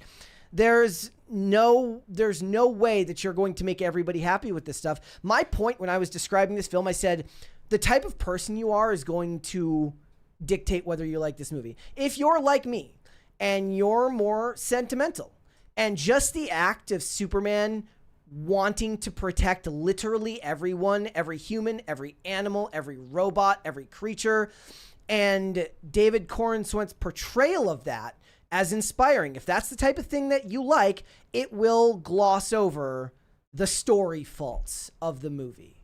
That doesn't make anybody who doesn't like it wrong. It doesn't even make their definition of it as woke wrong, because I don't know what that means. I have my definition, you have yours. It just seems like a non-starter now for me. I don't use that word to describe anything. Okay, would you... Like, that's not true. I mean, there are some things that you would be willing to describe as woke, the one I described earlier felt that way. Okay, the part in The Last of Us where they have Bella Ramsey saying, "I'm gonna be a dad." Yes. Like, okay, there are some things that we all know are woke, and there are some that are debated. I stand by my assessment that Lois Lane's wardrobe is woke. It is. Look, it is true. I told Mary when we came in, I said they go out of their way to explain, like have Lois explain that she was punk rock growing up. I'm like, that's why she's wearing Doc Martens. All right. That's why. You know, if you're looking for slutty journalist, it's Cat Grant. I'm just saying that I looked through a lot of depictions of Lois Lane in my research, and almost all of them had Lois Lane wearing stiletto heels. So it's not slutty to just wear a normal pencil skirt with stilettos. I don't think that's some sort of sex pot depiction of a journalist. I will say that they did the other thing that I will say is, like, I have a pretty reasonable understanding of how I am going to interpret movies. And there is a certain truth, and maybe it's not true for everyone. Maybe some people are just perfectly centered and they're completely unbiased. Nothing affects them. Every movie they go into, they're like, I am neutral until I watch this movie, and then I will render my judgment. I fully admit that there are times when I go into a movie, if I'm in a bad mood, it might actually affect how I feel about the film. And on a different day, Lois at the beginning of this movie could have pissed me off. I think what they did was actually genius by getting her combative bullshit out of the way early in the promo material, so you're acquainted with it, because that's about the majority of it in the film. Like, you don't get much more than that. They get the annoying shit out of the way when you're... So it was Bryce Dallas Howard in Argyle, but reverse, basically. Yeah, kind of. Also, just for David Corenswet's sake, let's hope that this movie does well, because I want him this to... was another detail reported by Puck News. Do you have that tweet from DC Film News? They reported the cast salaries. David Corenswet received $750,000 for the movie, as did Rachel Brosnahan, and Nicholas Hoult, on the other hand, got a couple mil. He's worth more. But just pull up this photo. This photo just makes me laugh. Like, get James Gunn the fuck out of this photo. There was another one of them. What is he doing? There was another one of them all sitting there with animals, and they're all wearing one color, and James Gunn is wearing another. And some in the tweet said one of these things is not like the other. And the first response says, "You just know there's a group chat with everyone but him." Right, exactly. Like, James Gunn he needs to stop photobombing the cast. Like, stop acting like you're in the movie. Also, I just want to mention, look at the dress that Rachel Brosnahan is wearing in this. If you can get the wider shot, a better shot of this insanely tiny, tight The same spaghetti strap the mini same, dress. The same is said about what Isabella Merced wore to the premiere. And then like Verbal Riot was like, Yeah. she definitely didn't wear this in the movie. Yeah, so just noticing things. You can't help but notice that she's wearing a mini dress on the press tour for Superman, and then when you go to see the movie, she's wearing basically the same outfit as any lesbian barista that you meet. So if you are wondering, the other thing was that the Ta-Nehisi Coates Superman movie was going to, again, not Val Zod, not Calvin Ellis. It was Kal-El, race swapped during the civil rights era. yes, I mentioned it was the civil rights era. Okay. The level of which this would have, like, unless Like, are we gonna see like Superman getting hosed? unless you got what's his name, Ryan Coogler to do it. Is there gonna be a Martin Luther King Jr. cameo with Like, AI? With AI, like if you'd gotten Ryan Coogler to do it, maybe, but even then, no. I just don't think so. And I saw a take recently about Sinners, by the way, that said, you know, all of the hype that I've seen for this movie over the past month or so has confirmed there are a lot of people who are just afraid to criticize anything done by a black director, and that's just the truth. I mean, in And that that's case, why I didn't end up seeing it, because even though the concept is kind of interesting to me, I just know people are going to hype it up for no reason because a black guy directed it and the cast is mainly black. That's why. That's why people are gonna hype it up and gas it up for it, even though it doesn't deserve the hype. Again, like when it comes to these types of stories, it's why I won't discount when somebody says this movie's awful. I'm like, look, everyone who's coming out here saying that they're right is inherently wrong because it's subjective, and you're all gonna. This is a perfect example where I am seeing a split like I've never seen before. There is no consistent narrative around this movie. Sure. There isn't a narrative of like, I am not somebody here who's like the one person pushing back and saying this movie is good. I could give you just as many examples of people who liked this movie and enjoyed it as I could give you people who did not like this movie. So it's divisive. But we have a little bit of a philosophical difference there, where I would say just because something is polarizing, divisive, just because people are on totally different sides of an ideological issue or an argument, doesn't mean that there isn't an objective truth to the matter. And I do think that you can evaluate films as art as objectively good or bad, and disagree on details. I did point out, I said, look, one thing that this movie had going for it was that the ones that they cast for the Justice Gang, not the Justice Society of America or the Justice League, they picked actors that I really, really like. And they did the same thing in Black Adam when they cast Sarah Shahi and Aldous Hodge. In this, they cast Nathan Fillion and Eddie Gathegi, who are both actors that I really, really like. So all of these storylines that take away from Superman in his own movie is being filled by actors that I really, really enjoy. It's possible that if those roles were filled by people that I didn't like, perhaps I walk away from this movie with a different opinion. But again, like I said, that's my subjective opinion on it. All right, let's move into these super chats. Weary Traveler said, I wish our hearts could come together as one because Shorty is an eeny, meeny, miny, mo lover. Shorty is an eeny, meeny, miny, mo lover. That's such a good song. Only it was you, such Shoddy. a hit. We need to bring back Shoddy. Yeah. I think. Like, that needs to enter back into our lexicon as a culture. Shane H. Wilder said, the Time 100 list reminds me of Monty Python and the Holy Grail. On second thought, let's not go to Camelot. It's a silly place. I call shenanigans, no Brett and Mary, and no Cher. I agree. Cher, at the very least, should have been featured in the Time 100. That is rude. That's a travesty. That is rude. Guys, we're not quite to a crisis party yet. What are we doing? Brian Bledsoe said, here's some glaze, just left a convention that I paid a couple $100 for because I'd rather be here. Okay, that's enough. Well, thank you for watching, Brian. Thank you so much. Thank you. But, go enjoy that convention because you did spend money on it. New Guy Don't Haze Me said, speaking of the Costco guys, can you give us your best double chunk chocolate cookie in their voice? I can't because I only use that phrase to terrorize my fiance. She hates it, so I will on a regular basis. Well, they paid $5. You might as well. Double chunk chocolate cookie. Okay, that's a little bit too, That's the point. That's a little too Cookie Monster But I would do double chunk chocolate cookie. Actually, maybe I'll do, what is the kid's name? Is it? So the Rizzler. There's the Rizzler who's the Big tiny Justice. one. Big Justice. But isn't Big Justice? AJ's the dad. AJ's the dad, but I thought Big Justice was the wife. No. No. No. Is Big Justice the kid? Big Justice is the kid, yeah. Okay, he says it like double chunk chocolate cookie.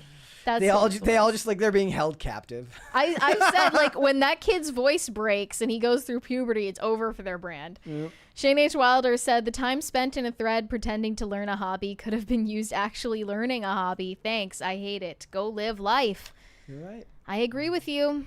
Greg Duvier said, justice for Mocha, need her for cute of the day. She has cancer. I did see Olivia in the chat asking me to give you guys an update. She just said, I hate your, I think she's mad at me because I did the double chunk chocolate cookie. Yes, guys, if you go follow Olivia over on X, you can get a full update, but Mocha was diagnosed with cancer. We are seeking a third opinion, and we're just taking it one day at a time, and we give the kitty all the love in the world because the kitty deserves it. But these things are very, very sad, and we're gonna figure out soon what the path forward is. We kind of have to wait to hear from the doctor again before we figure out if we're gonna be able to do surgery, which is our hope. My goodness, is it expensive to operate on a cat? So, fingers crossed. All right. Gordon Shumway said, Gen Z, better enjoy getting your friends to help you move while you're young. After 30, you better hire movers. No one is going to tweak their back and be laid out for a week for Domino's and PBR. Yep. Yeah, but it's about the principle of the thing. It shouldn't be about the pizza. You help the bros. Yeah. You have to go help the bros. It's the rules. Let's hold off on the rest. We'll come back. All right. So there is this TikToker named Natalie Reynolds who is mired in controversy. If you don't recall, she was banned from streaming after she encouraged a homeless person to jump off of a dock, knowing that this person was unable to swim, and it resulted in a huge controversy and her getting banned. She has been banned on TikTok in recent months as well. And now I suppose her revenue stream is mainly from OnlyFans. And the response to that isn't so great either. Recently, a wife has made a TikTok explaining that she lost her husband to OnlyFans, specifically Natalie Reynolds' OnlyFans page. And she claims she just discovered her husband spending hundreds of dollars on Natalie Reynolds online, and she is out there spreading awareness for other wives out there that they better keep an eye on their husbands and make sure this isn't happening because it has now ended her relationship. So let's take a look. All right, here we go. Natalie Reynolds has ruined my 32-year marriage. Your husband did that. I'm so ashamed to be talking about this online, but hopefully I can spread awareness. She's not that ashamed. If she was that ashamed, she wouldn't be sharing this. About 4 nights ago, I was on my husband's phone, and I saw an email that looked a little suspicious to me. I clicked on it, and there were $350 in charges on his credit card, purchasing fans-only content. Mind you guys, I'm older, and I didn't know what it was. But after doing some research, I found out. I'm so disappointed in the man who I thought loved me. This Natalie woman is supplying this type of content to married men. Any woman out there watching this, I want you to know about these online girls that are doing these things. And if you have dealt with something like this, just know you're not alone. All right, so the first thing you said after watching this video was, do you really think that it's just out of the kindness of this woman's heart that she is proclaiming this story to the internet? Is she really just trying to, as she put it, raise awareness? Or was it that female desire Yes. to commiserate around something painful that no actual male would want to like share this embarrassment? Like women have this, not a fetish, but women have this almost innate desire to share in their most horrific experiences, no matter how humiliating they are, with everyone. So Right. do you think that it's that, or do you think that she truly is a saint and she's trying to help these ladies check out their husbands? I honestly think it is a secret third thing, Brett. I fake? think that this woman is actually an employee of Natalie Reynolds. A lot of people in the chat are saying that. And based on Natalie Reynolds' response video, I think it's pretty obvious that this woman has been paid. So Okay. let's take a look at Natalie Reynolds' response. Here we go.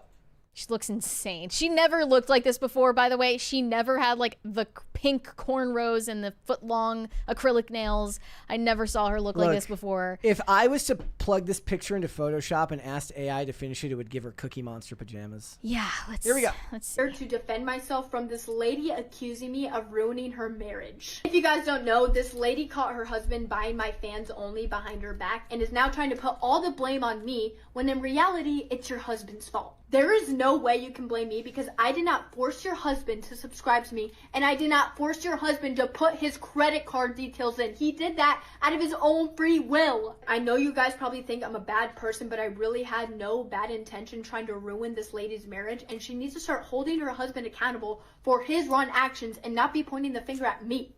I am here to defend myself from this. If you look in the reply here, there is actually a response from the supposed wife in this situation. Do you see that? Yeah. She fires back at Natalie Reynolds. They're going back and forth. They're having. Yeah. Remember when we had this? This is becoming Wait, an I'm sorry. online war. What was the thing that we covered? Oh, it was the breakdancing dad. Yeah, but that was real. The dad who was into breakdancing and so supposedly abandoned his family for breakdancing and got into a TikTok battle with his daughter.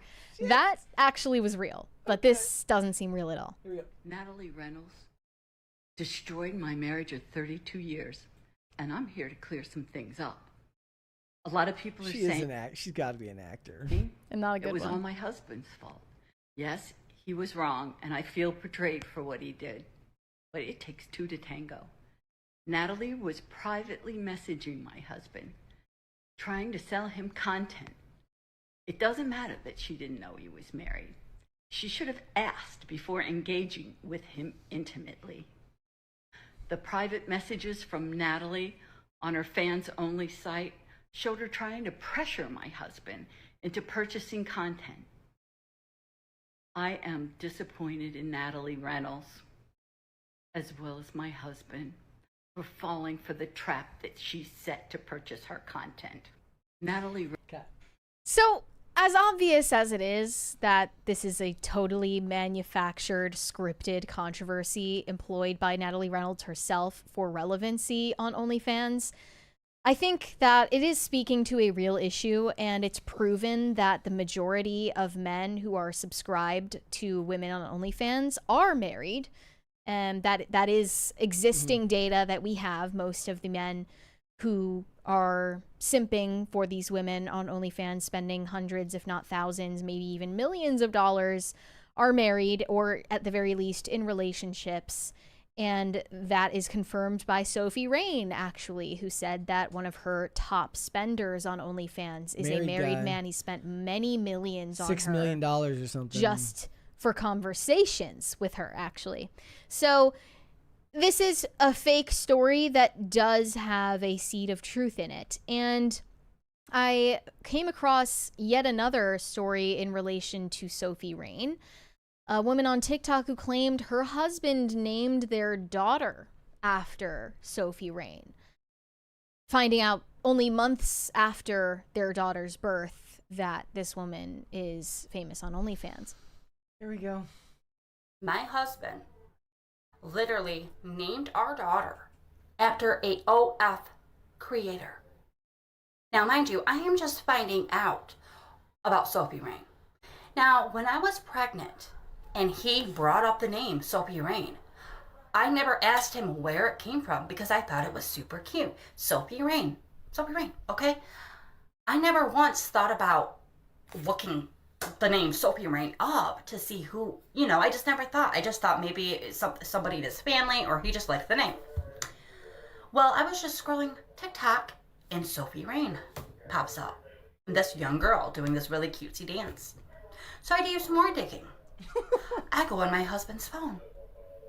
He is subbing to these very inappropriate pictures, okay? Not like so inappropriate, you know what I mean?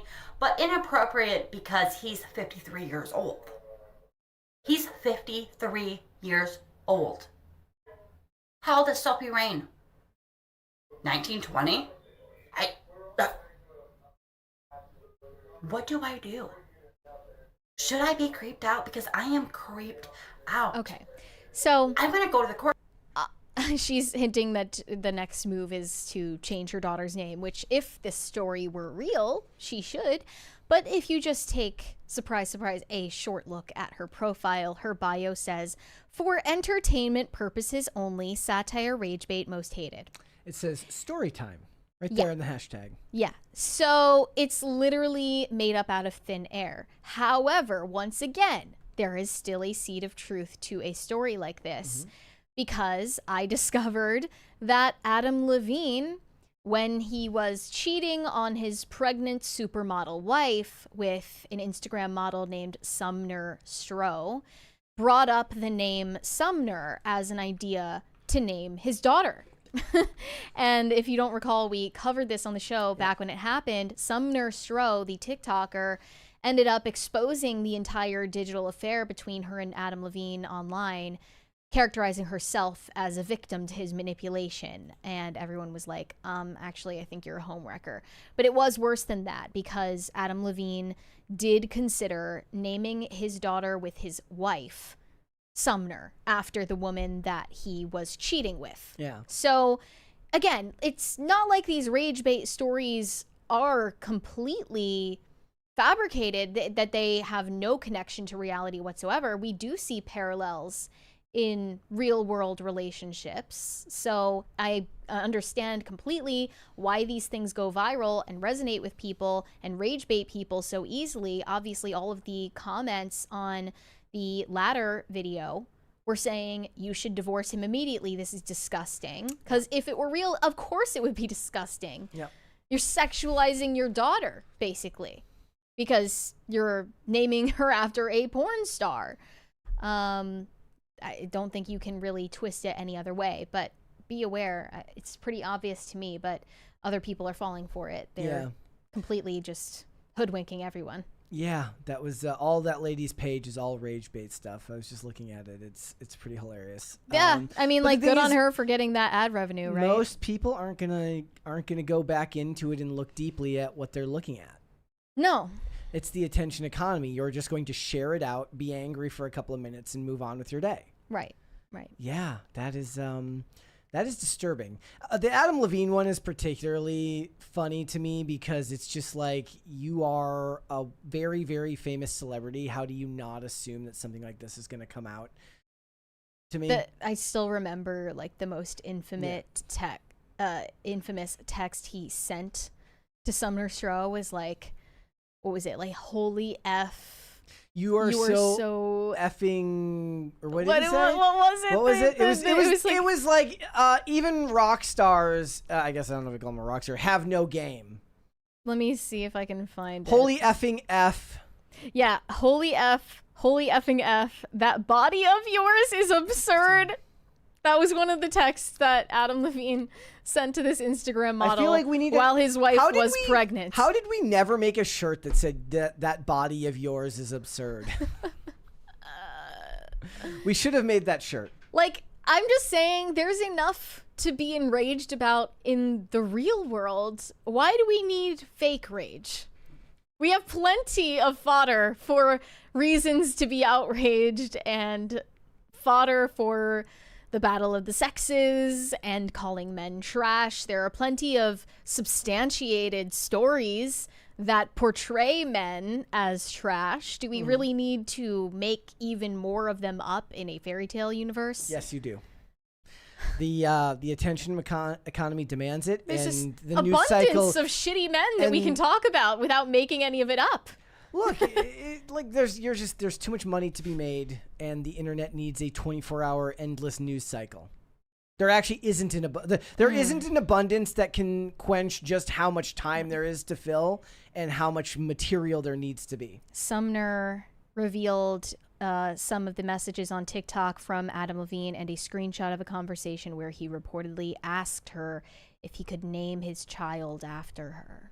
Don't worry, guys. I just texted Olivia and told her her body is absurd, so we're good.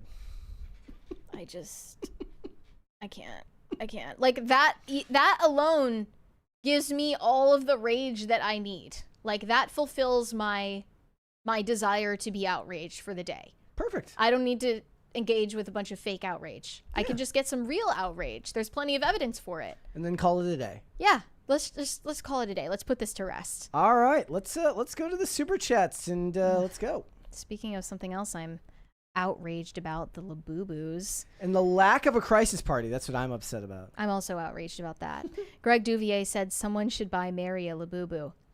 No, but if you did that, it would be immediately burned in a fire. So you'd be wasting your money. Exploding Prinny said, Superman, Brett, did you see Perch's video on comic tourists? This article was 100% written by a tourist. No, I haven't. I haven't watched anything from Perch or Thinking Critical in some time now. I should probably get back to that. Look, if we were being honest about that, I would be the definition of a tourist in that realm. So that's fine. But well, you're less of a tourist than most. I'm definitely a tourist. But that's fine. I'll have to go and check that out. I always enjoy Purchase Takes and Wes from Thinking Critical. Jet Morbid said, drive me crazy, music video era, normal woman hot. I looked up the music video. I've never seen it. It is a great song. Love that song by Britney. And yeah, she didn't, look fake. That was just a normal, slim young woman. No need to be photoshopped or under the knife for that look. You could achieve it easily. And that was what appealed at the time. But I think if a pop star showed up today, that it exists, it's Tate with McRae. A girl next door look. I mean, does Tate McRae really go not for girl a girl next next door, look? But physically wise, she's not like uber, like she's not mega skinny. No, it's not just the skinny thing though. Like it's the whole vibe and persona of Britney Spears at the time. It's not replicated by anybody else. I've got a soft spot now for Tate McRae because she seems like she has no actual identity. Like there's literally nothing. There's nothing unique about her. She's the embodiment of Dubai. There's nothing about her that stands out, whether it be musically, stylistically. She's just kind of there. We have a 20 from left field. What does this button do? It sends us $20. You should press it again. You should keep pressing and again, that button. And again. And the next day. And the next day. I'm with Chris. I love Christopher Blue here in the chat. Says, Till the World Ends is a good Britney song. I tell this to Mary all the time. It's not a Britney song. I was reading about it the other day. I didn't see anything in there about it being sung by somebody else.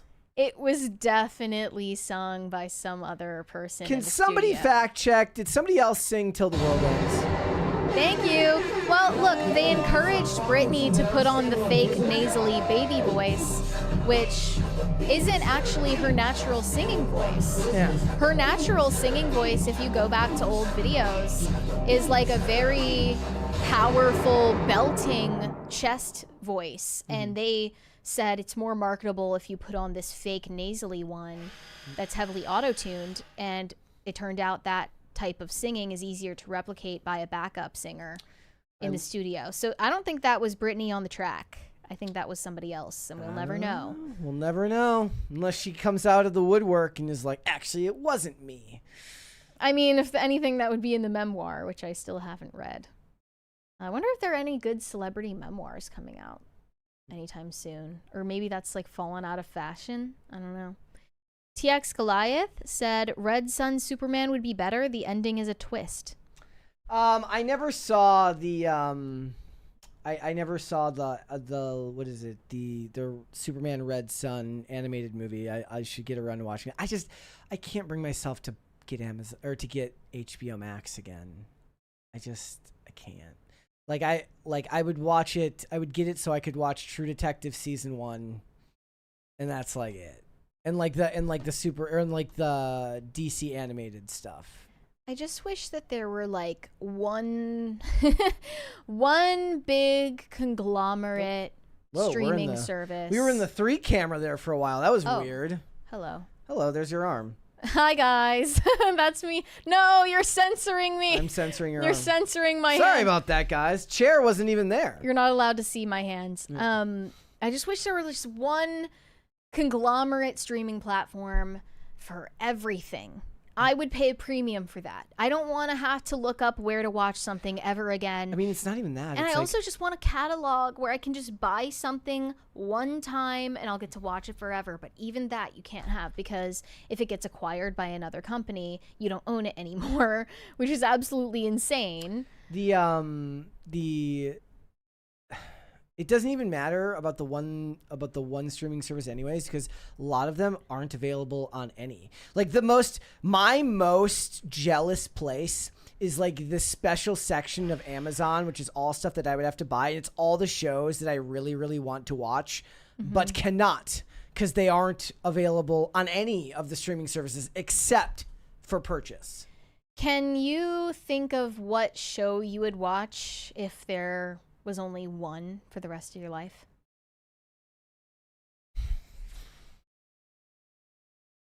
I couldn't do that. Well, you would have to go for one that has a lot of seasons. Yep. Because they're making a good bet on, like, there's this volume But of content. every show that I love gets like, even the ones that go for a long time. Like, if we were talking about sheer volume before I felt like it went super to crap, would be like the original NCIS, I guess, because it didn't go to crap. Well, you until, have to like, have that too. season 13. If you choose that show, you get the shitty parts as well. Yeah, but those were later, and I Yeah. can just go back to the beginning. But even then, You get so bored eventually you'd watch would the get- shitty episodes. I can't. So is that your final answer? Let me think. What is the one thing that I would hold on Would you just to? choose person of interest? No. Nope. As much as I love it, it's only 5 seasons. It's only like 101 episodes. I'm going for as much to do with like. Right. You got to have quantity over quality. I just restarted Criminal. I sent a tweet that didn't end up. It did the thing where it like goes into your drafts, where it's like, it's bedtime to watch. Time to watch a nice clean episode of Criminal Minds before I go to sleep. No, but even then, that's only like the first 5 seasons. Most shows go to crap, and even the ones that do well and Right. stay on the air for a long time, by season 5 they go to shit. Not to be too Tucker Carlson about it, but if I weren't allowed to watch any TV shows ever again, I don't think that my quality of life would plummet that dramatically. I don't think I would really even remember it after a while. Yeah. I'd just forget what it was like to watch TV. I already don't watch that much TV anyway because I don't have a TV. So I'd be fine without it. But if I had to choose one, just one,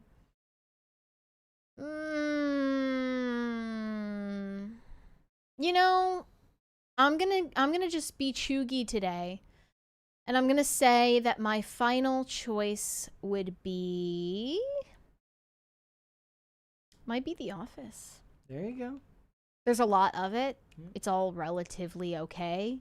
It's all familiar. It's a comfort show. I'm wondering if there's like a show that I'm like forgetting about that I'm Like, everyone knows The Office fell off, but it didn't fall off that badly. I like all the seasons of House. Even the ones that I don't like season 7, have like decent episodes. So you'd choose House? Maybe I'd choose House. No, I'd still choose original NCIS. Weary Traveler said, on top of having terrible tattoos, Adam Levine has no game. Bro needs to stick to music. He's not even that great at music, if you ask me. I mean, he has a couple of hits back in the day, right? Like Telephone or whatever, but he's not that great. I don't like his singing voice. It's too like, ah! Yeah. Like that's what he sounds like. He's just constantly in falsetto. Yeah, he's kind of lame. Left Field, Weary Traveler said, holy F those Labubu's. I hope you're not sexually attracted to Labubu's. That's worrying. Snozhead said, the people making comics now are tourists, though. I saw somebody in the chat say, they said that Wes from Thinking Critical was a tourist. Perch is good, though. If Wes from Thinking Critical is a tourist, then I'm an uber, ultra, mega, mecha tourist who just knows nothing about them. So that, again, that term is loosely applied. Like, I don't really know a whole lot about it. I know what I know through mostly watching other people's content and like the little bit that I read when I was a kid, and I did not really keep up with it as I got older. I mainly got interested in it through people's discussions of the industry, which isn't the same thing as actually following the industry yourself. And the people in there would probably not take kindly to me pretending like I cared about it if I didn't care enough to actually engage in it. Well, it also shouldn't bother them that deeply if you're not making the comics and you're just a casual fan. People get really annoying about that type of thing. Did you call yourself a mecha tourist? It was joking because of Mecha Hitler the other day when they were... Oh, okay. I thought you meant like, you know, Mecca. Like no, I was just making a pilgrimage. No, like to Mecca as a tourist, like going to Mecca for tourism. Just joking because of the I wonder if there are people who just go to Mecca as like a vacation spot. It's just what they do every year. Yeah, they just like, what do? They circle around that big black box. I don't know. I forget the details. Shane H. Wilder said, I'm trying to get y'all a crisis party. I can't do it on my own. We got one, but we'd like a second one. We appreciate it's almost the weekend. Your efforts, Shane. Omega Red Fan said, Beach Blast IRL? What, are they going to do IRL on the beach? Is that a thing? That sounds nice. Shane H. Wilder. No, it sounds nice, but then when you actually get to the beach, there's sand in my the live shoe. Stream, it's gonna be sandy. The wind is gonna be blowing. The audio is gonna suck. Yeah. Someone's gonna get stung by a jellyfish. Someone's gonna get sunburnt. Sand in your eyes. Sand in your area. Hey, maybe if I had to choose one, I would choose WWE Raw because it's been on the air forever. Does that count as a TV show? It's every Monday night. Okay. It's a new episode. I mean, that's a technicality, but I'll allow it. That's maybe fine. I would go with. But if we're going with, well, okay, I think I'd still go with NCIS. If it's scripted, okay, I have to give you a pass on that one because it is scripted. Yeah. It's just they do the stunt work live. Mm-hmm. Yeah. I don't remember how many seasons 30 Rock was, but it was good all the way through. So 5 or 6.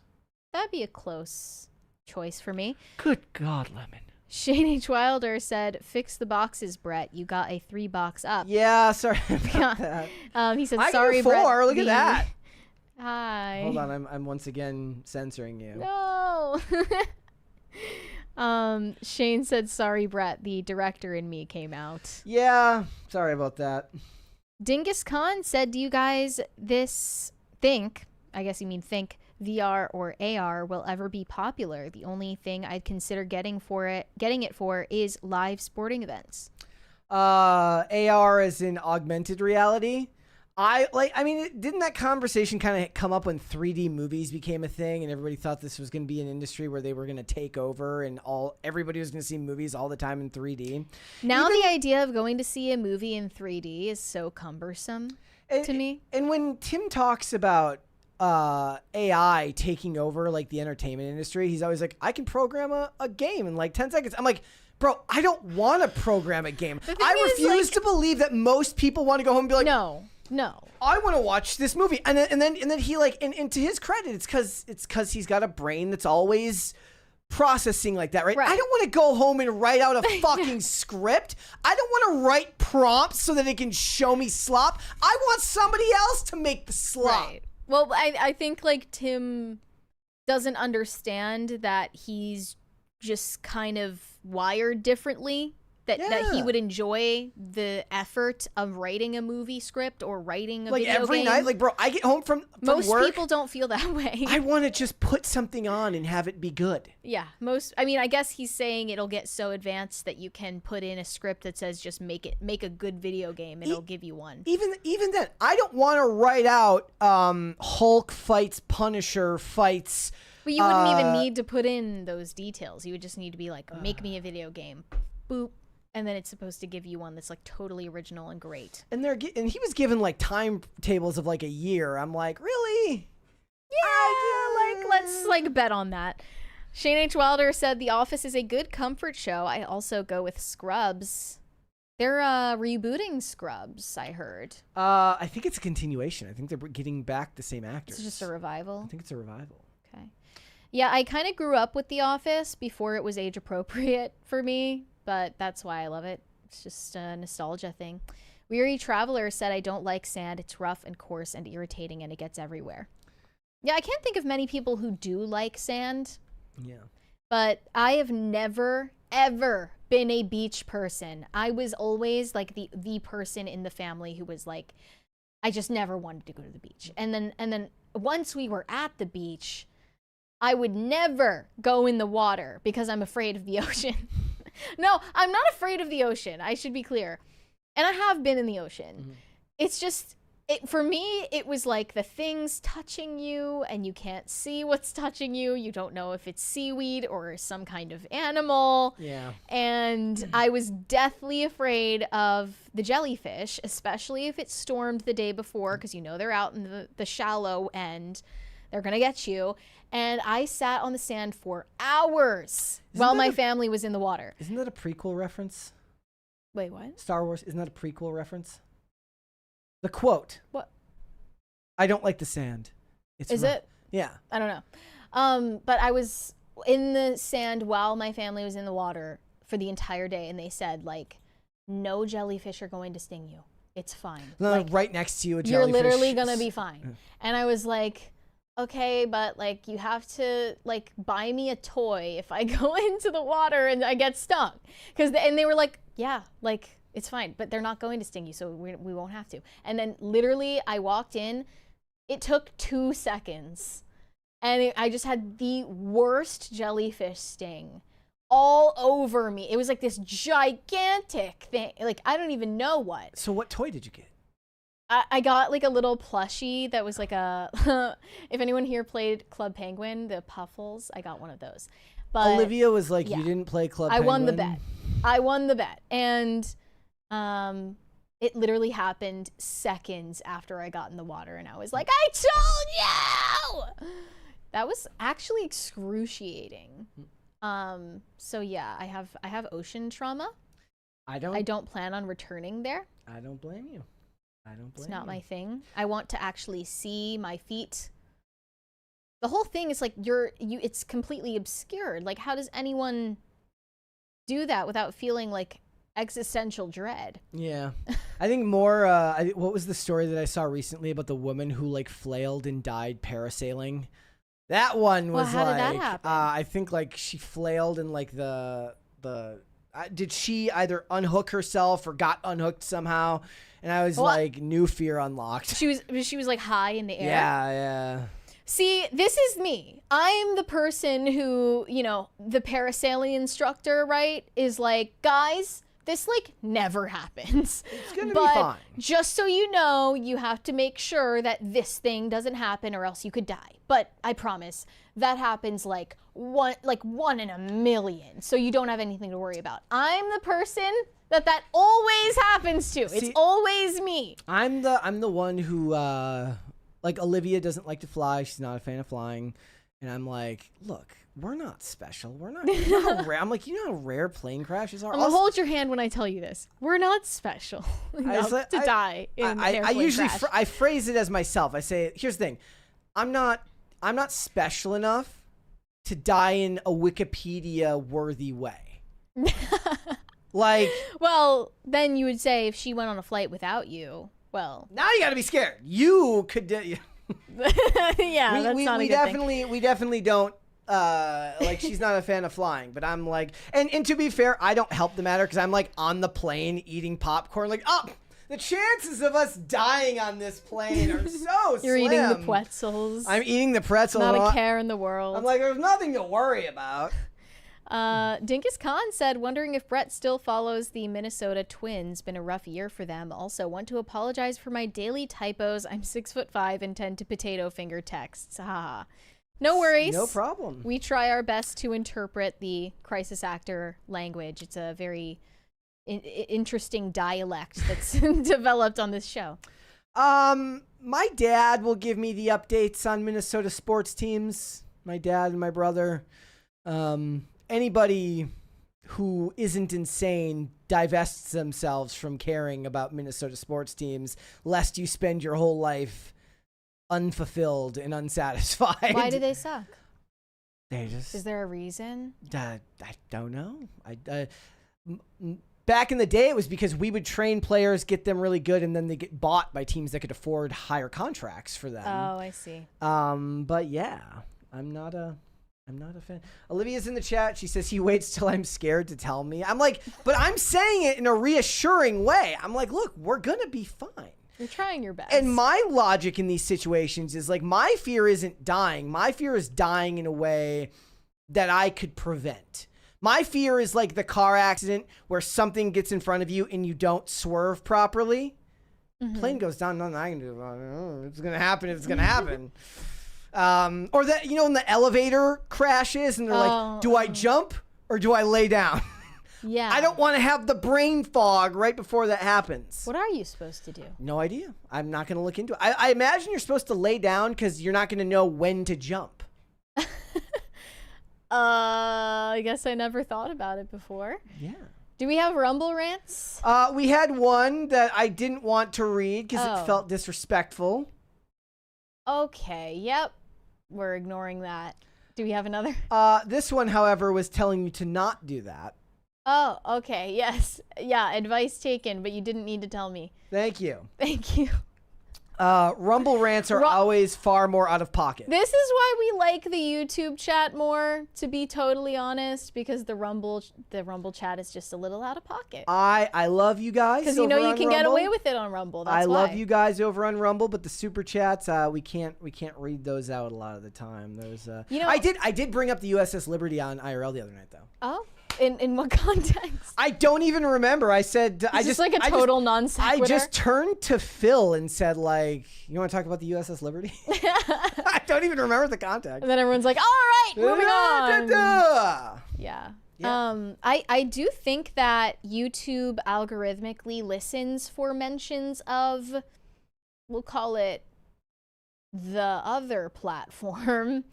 And I think if we mention it too much, they might Weary demote Traveler, us. you don't need to do that. You can talk about the USS Liberty here all you want. I'm not going to censor you, my friend. No, it's not about politics. It's other stuff on Rumble, sadly. But I'm worried that if we mention them too much, YouTube is listening and they're going to like try to shadow ban us because they want us to be only streaming on this platform. I did, however, get a compliment the other day after IRL where somebody said they couldn't believe I was in my 30s. I was very excited about that. I was like, yes. I remember when I met you, I thought that you were like, I don't know. Didn't you ask me? I think I said like 28 to 30. I wouldn't have asked you, how old do you think I am? That's like, I would never ask somebody that question. I don't know. I think I guessed that you were either late 20s or early 30s. That's, I've got that going for me. I've got, you know what it is? It's, you host a podcast, you start to de-age. It's true. Yeah. That's what happens. It's showbiz, baby. That's what does it to you. But it came up. I don't remember what it was like. Tim was talking about something to do with like going out to eat being expensive, and I was like, yes, me and my fiance, like we only go out to eat once a week, unless sometimes we'll go for half price appetizers, like we're still in our 20s. I mean, it's more like when I'm, you know, good for you. Yeah. Like that's a deal. It's always cheap. Wait, Plus, what do they have at the half price house? we had some good shit. We each get boneless wings. I get we each get honey barbecue. We get different sauce for each of us, and then we get brew pub pretzels with beer cheese. So basically like my fries, but with beer, but they're pretzels rather than beer cheese. And you get out of there and you spend like $20. Nice. And then like you can tip 50% and spend the same amount you would have spent at a restaurant. My beef with Applebee's though is that they won't serve me drinks. What? Oh, because do you have a vertical license? Yeah. That's crazy. It's obnoxious. Like it's corporate policy. And you just don't want to get a new ID? No, I don't. It's not expired, so I don't want to. Weary Traveler said, I'm moving to Rumble. Oh, you read that one already. Shane H. Wilder said, if it makes y'all feel any better with the boxes issue, I've been dealing with an IFB issue for 30 minutes. I think they're just ignoring me now. I don't know what that means. IFB? Inflammatory Facebook? bowel? I hope not. You're like live super chatting from the bathroom. I bet people have done that actually. The Manic Mustache said, my only fear is dying in an embarrassing way, like buying a blender from someone on Craigslist. Stay toxic, my friends. How would I be afraid of dying? Yeah, embarrassing way would suck. Like you accidentally turned onto a one-way and get hit by a car. I'm afraid of dying like in a fire, like a car fire or like a house fire because it's slow. But actually maybe you pass out before it gets to you so you're not conscious for it, right? The smoke inhalation. But I fear like getting burnt at the stake. That's probably unique to you. I don't know, like maybe it's my Catholic Must be. roots, like my ancestral memories of Catholics who were burnt at the stake, but it wasn't just Catholics, obviously. I think so. The only time, like, I'm not scared of heights. I guess drowning would suck. I'm not very good. Well, they say that you actually become very relaxed once you inhale the water. Sorry, I don't know why I'm being so morbid, Okay. but you get this very relaxed feeling once you actually run out of oxygen in your brain. But there's never been a TV episode of some crime show where somebody gets like buried alive in a coffin. That's by far the worst. Where I'm like, yeah, nope. By far, that is the worst one. Yeah. I'm the only thing that I have like that genuine fear of is in closed spaces, and it doesn't happen very often. All right, guys, before we go, we just went off on a tangent here. I think we got through all the super bad. Oh, we got one more here from Brian Bledsoe. Says the Rizzler will be on AEW All In 0 Hour. Yeah, haven't AJ, the Rizzler, and Big Justice been making a bunch of appearances on AEW? I don't follow AEW, so. All right, guys, hit the like button on this video. Subscribe to the channel if you're new here and you have not subscribed here yet already. Please and thank you. Mary, where can they find you? You can send me validation on Instagram at MaryArchived, or you can send me hate on X. That is also MaryArchived. And help make me TikTok famous. That is also MaryArchived. We have one more from Weary Traveler saying pub pretzels. Yes, you can go like this. Well, look, if you're having pretzels in another situation, if you're not on a plane, that is acceptable. But if you're on a plane, no. Plus, you're not allowed to have them. They're not the crunchy pretzels. They're totally Bavarian different. pretzels. It's basically bread. It's bread, so that's different. Another one from Shane H. Wilder. IFB is the earpiece so talent can hear people in the control room. See, that would be hard for me because I'm like deaf in the one ear, so I would have to have it in my one ear that works. What if I need that ear for something else? Right. Like anytime I'm watching a show and people are like, he's like, I'm like, damn, I wouldn't be able to hear shit out of the other side. I wore one doing the TikTok reaction video with Michael Knowles, and it felt like I was like hooked up on all these different alien UFO machines. Like I was very distracted by it because we normally just have these giant distracting headphones. I finally gave up on headphones in IRL. It's so much easier to talk without I them totally on. did, yeah. Yeah, like at first I thought it would be weird, but no, it's more like a normal conversation without the headphones in. All right, guys, hit the like button on this video. Again, subscribe to the channel if you are new here. If you would like to follow me, I am on Instagram and on X at Brett Dasovic on both of those platforms. We are here 5 days a week, Monday through Friday, 3 p.m. Eastern Standard Time, which is, of course, noon Pacific. We are on Amazon Music, Apple Podcasts, Pandora, and Spotify. If you would like to listen rather than watch the show, you can rate and review on Apple Podcasts and on Spotify, which also helps the channel out a ton, so thank you for that. And if you want to follow us on social media, we are on Twix at popculture_show, Facebook at popculturecrisis, Instagram at popculturecrisisPod.